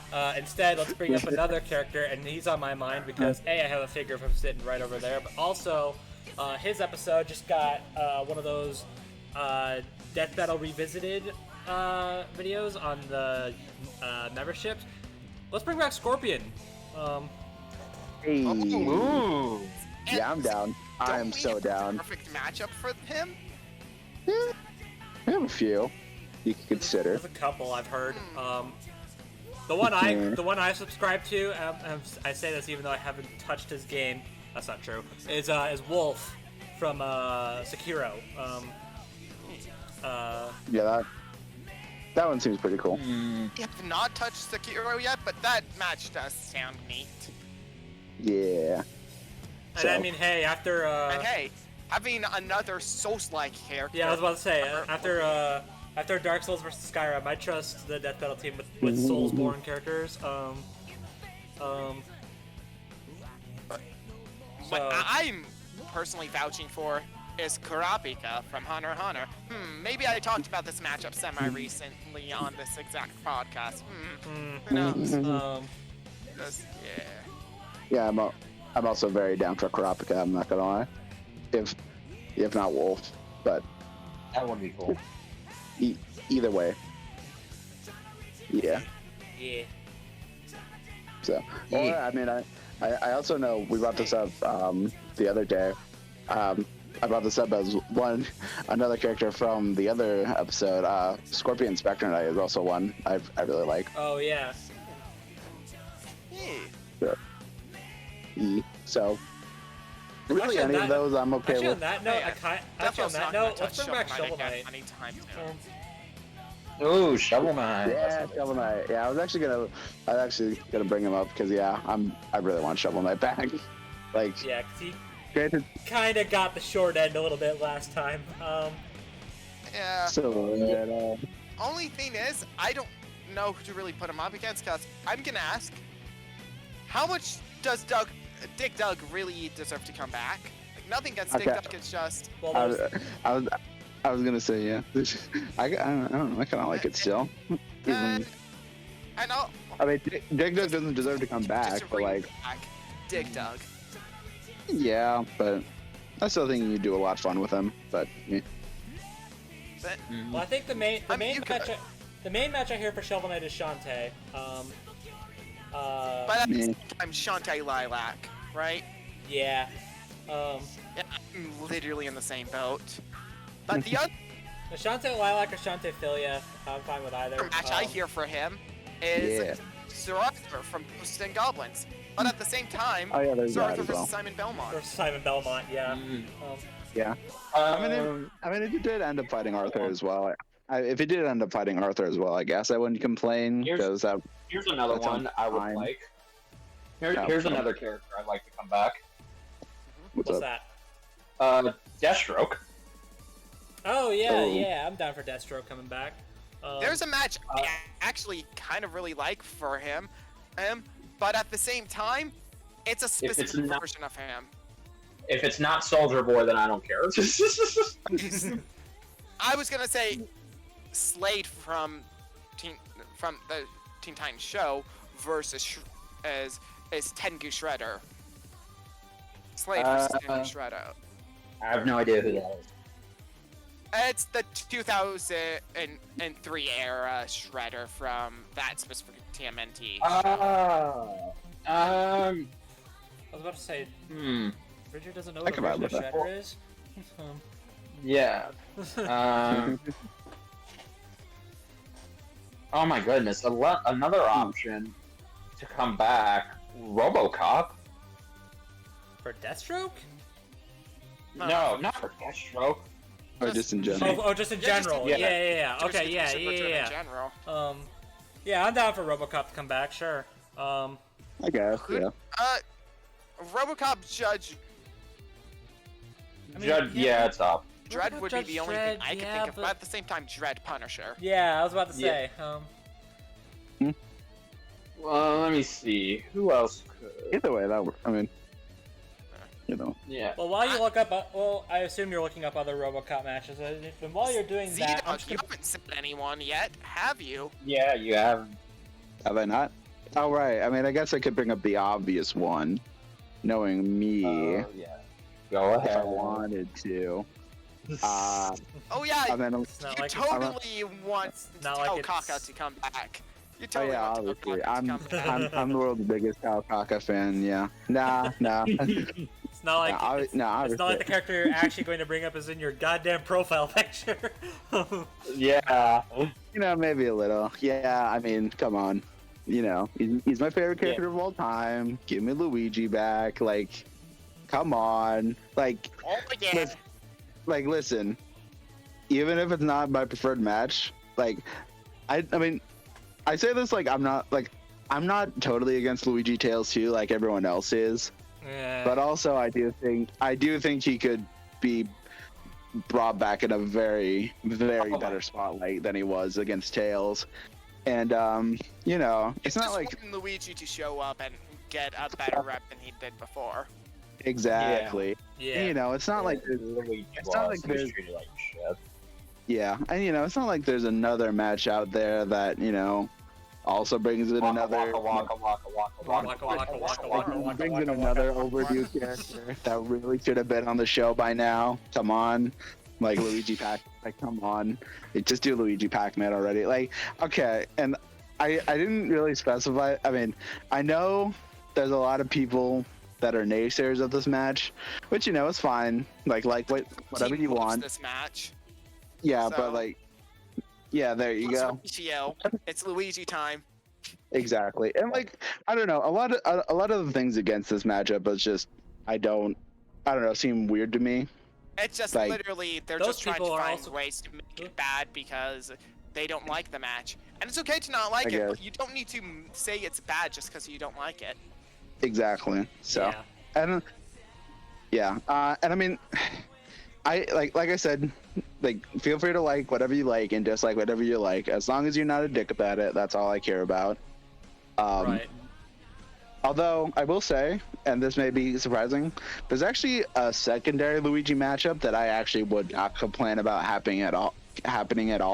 Like gas. Oh, I know, right? Don't get me wrong, Luigi Pac-Man's still my most wanted fight, obviously, but I will make an exception if he ends up fighting Mugman from Cuphead. I would not complain at all Oh. because, yeah, I don't know, it just It's vibes. Cuphead. It's just Cuphead. I mean, and also I do really like Cuphead. So, yeah. And, you know, I think it's a good secondary match for Luigi, just in case. And, you know, I do Okay. like Mugman a lot from the show. So, I'm gonna bring up my preferred Luigi match because no way in hell if Death Battle ever touches that series, they're ever going to do that specific match. And Probably it's- no way in hell the Neptune universe shows up more than once. yeah, well, never know. Also, Could be oh surprised. my god. Neptune. And herself is gonna show up, and we're gonna get no one else. There you go. Also, too, I just realized we've been ignoring the most biggest and most deserved comeback of them all.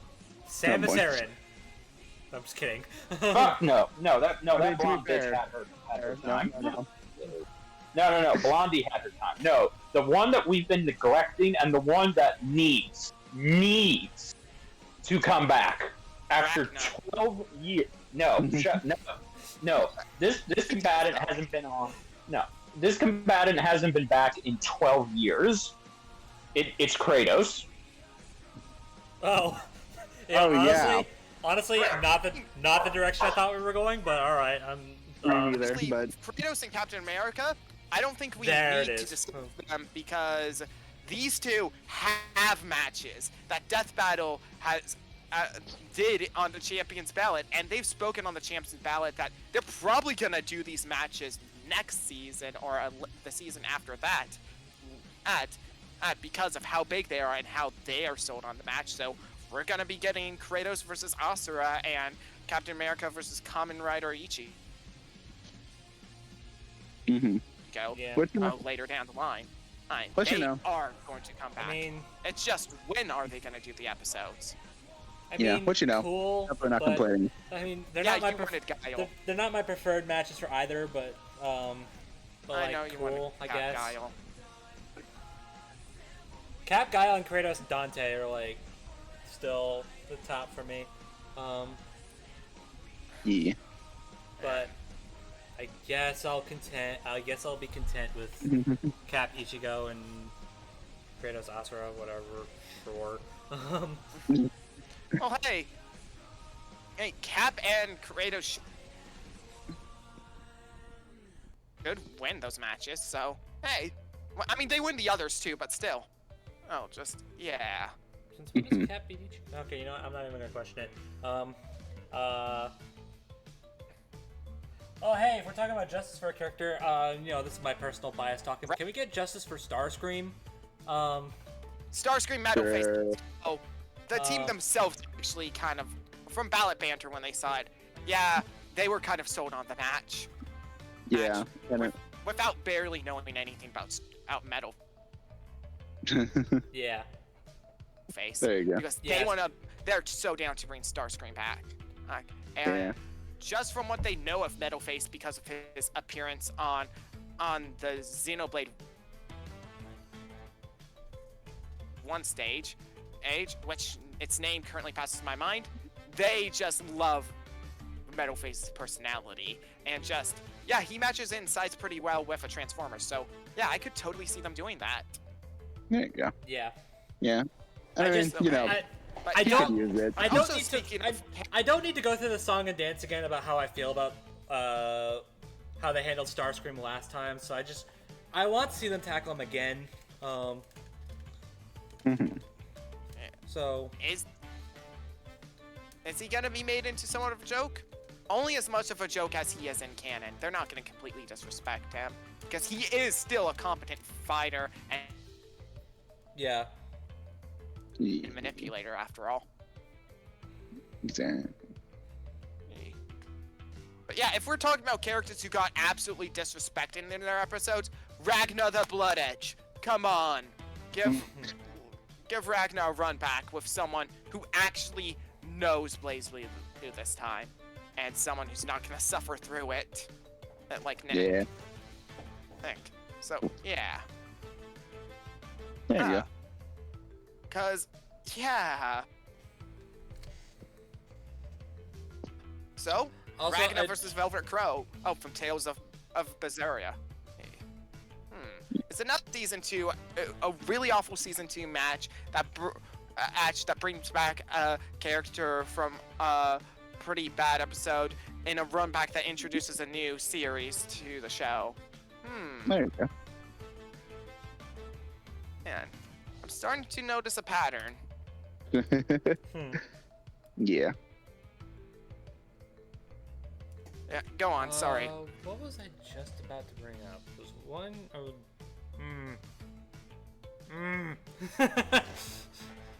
You for gore? I forgot. Yeah. Well, I mean, in the meantime, might as well pay off for that foreshadowing Koto did earlier. I remember Mewtwo now. Blackboard Greymon's a thing. Well, Yeah, Also, yeah, no, I'll talk about that first. Yeah, Mewtwo. Just Mewtwo in general. yeah, Like, Mewtwo in general just needs a run back, but like, Blackwood is the best match she has. I'm down for I'm Blackboard Greymon or Sephiroth. Oh yeah, Sephiroth is a thing. I guess I'm I fine. don't I mean, Death Battle to do Sephiroth, but at the same time, I think Digimon's a series that needs to return, even if it's only yeah. episodes are gonna end up actually being against Against all of them are against Pokemon. Because I look at this matchup and I view it completely separate from the whole Pokemon Digimon on episodes, because as Pokemon versus Digimon or Red versus Tai, that one was just analyzing the whole thing about Pokemon and their trainers against Digimon and their tamers, while Lucario Renamon was looking at them in those forms alone, as a species. But these are very specific characters that have their own identity and story specifically, which is why I view it in a different lens than just another Pokemon Digimon fight. Because, yeah. There you go. Oh. Yeah. Well, at the same, Digimon deserves a new showing. Yeah. And given, not gonna lie, its episodes on the show are currently kind of bad. Yeah. So hey, we could get this, or we could just get this out together and get a different matchup for the first, like, I don't know, Vegito. Oh, since Vegito won the Death Battle against Omnimon. Yeah. Or maybe if we don't want to use a returning combatant at all, how about Beelzemon versus Fast.exe? Yeah. Yeah, that works. And there's other matches as well. That's just the first one that came to mind because a friend kind of sold me on it recently. Yeah. Well, before I forget what I was going to say again, I joked about it earlier, but I do genuinely think like Samus needs a run back, and I mean, yeah. Samus versus Chief is like right there. I know Chief versus Doomslayer is another thing too, but my thing is, I will always prefer new matches over retreading old ones. Fair. I mean, that's valid. Like when people Even say like, I really want to see Doomslayer in a 3D episode of the show. So I mean, Doomslayer is another one that needs to come back, but like, yeah. And I mean, I guess it just feels the most right for Death Battle to do Samus Master Chief. I mean, I don't think we need to tell you like why. Please quit for episode 200 Death Battle. Yes, please. But yeah, I totally agree. I do really think Samus needs to run back eventually. That or do Galactus Unicron for episode 200. That also works. Yeah. Let's see. So, I could go on and on about some characters I'd really want, but and there is one matchup I was actually planning on bringing up, but I'm probably not, just for the sake of time. I'm that being Tifa Lockhart versus Makoto Nijima. But if I am to pick one match that features a returning combatant above all else for Death Battle to do, Naruto versus Luffy, please. Just above all else.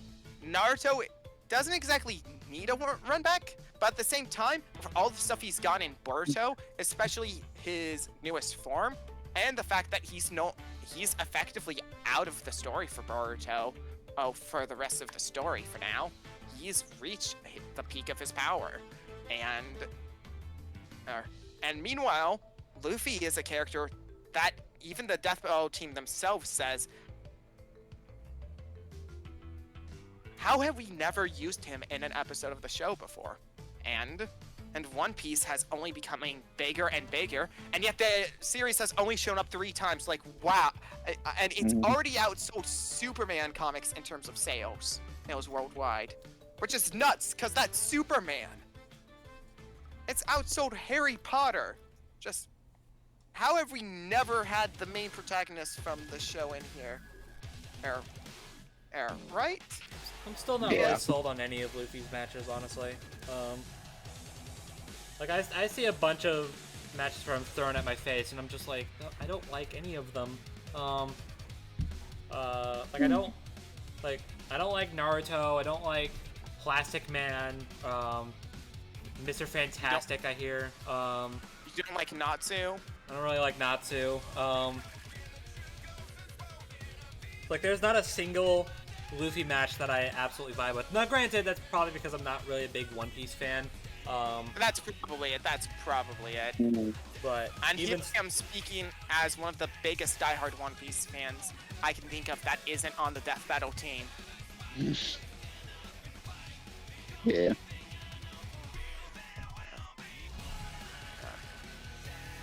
And Death Battle themselves recently did a cast on this that sold me on the match even more. Purely just because, guess what? It's actually crazy debatable. Oh, yeah, that's good. So, if there's any time to do this match, I think relatively soon, especially with the hype around Gear 5 Luffy. Because it's finally getting adapted in the anime after showing up last year and being one of the coolest transformations in anime manga history. Just, yeah. And why Naruto? Why does Naruto... But why do this specifically? Why bring Naruto back? He had a great episode in season 4. Or that a lot of people are agreeing nowadays is kind of poorly aged in terms of saturation and animation potential. And even if that did go into a lot, we've still had Naruto covered much more deeply nowadays as a series, right? Mm-hmm. And what Naruto characters still need to show up for Death Battle? Orochimaru and Sakura and Itachi are the main ones that come to mind. And Shikamaru. Because while there's other characters, a lot of them are majority side characters that don't show up as often or don't have a significantly popular matchup in any significant way.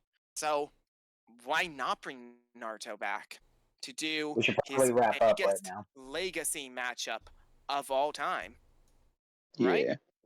Yeah, there you go. The single... You know how I talked about Bowser Eggman earlier being one of the biggest rivalries Death Battle has yet to do as a match in Death Battle or DBX? Naruto Luffy is in the top 3 alongside Bowser Eggman and Mickey Bugs for biggest series or character rivalries that they have not tackled on the show. So Yeah, that's fair. Yeah. well, we could probably name a lot more, but we should probably wrap up. yeah. Yeah, I'm getting So- tired. Understandable. But I think we had a good enough talk about it, so there you go. Yeah. So yeah, I guess that'll do it. So hope you enjoyed Phoenix versus Raven. If you didn't, okay, interesting. Hope you're excited for Guts versus Dimitri. I know at least one of us here is.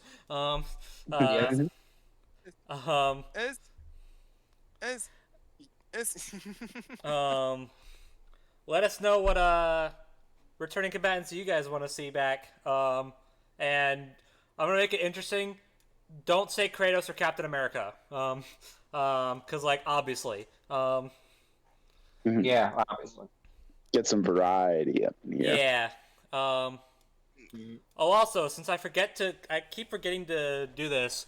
I'm still gonna go ahead and show my Shantae versus Lilac script. It's coming out. I'm getting close. I'm writing it. I actually just finished the first draft of Lilac's rundown before we started recording. So Nice.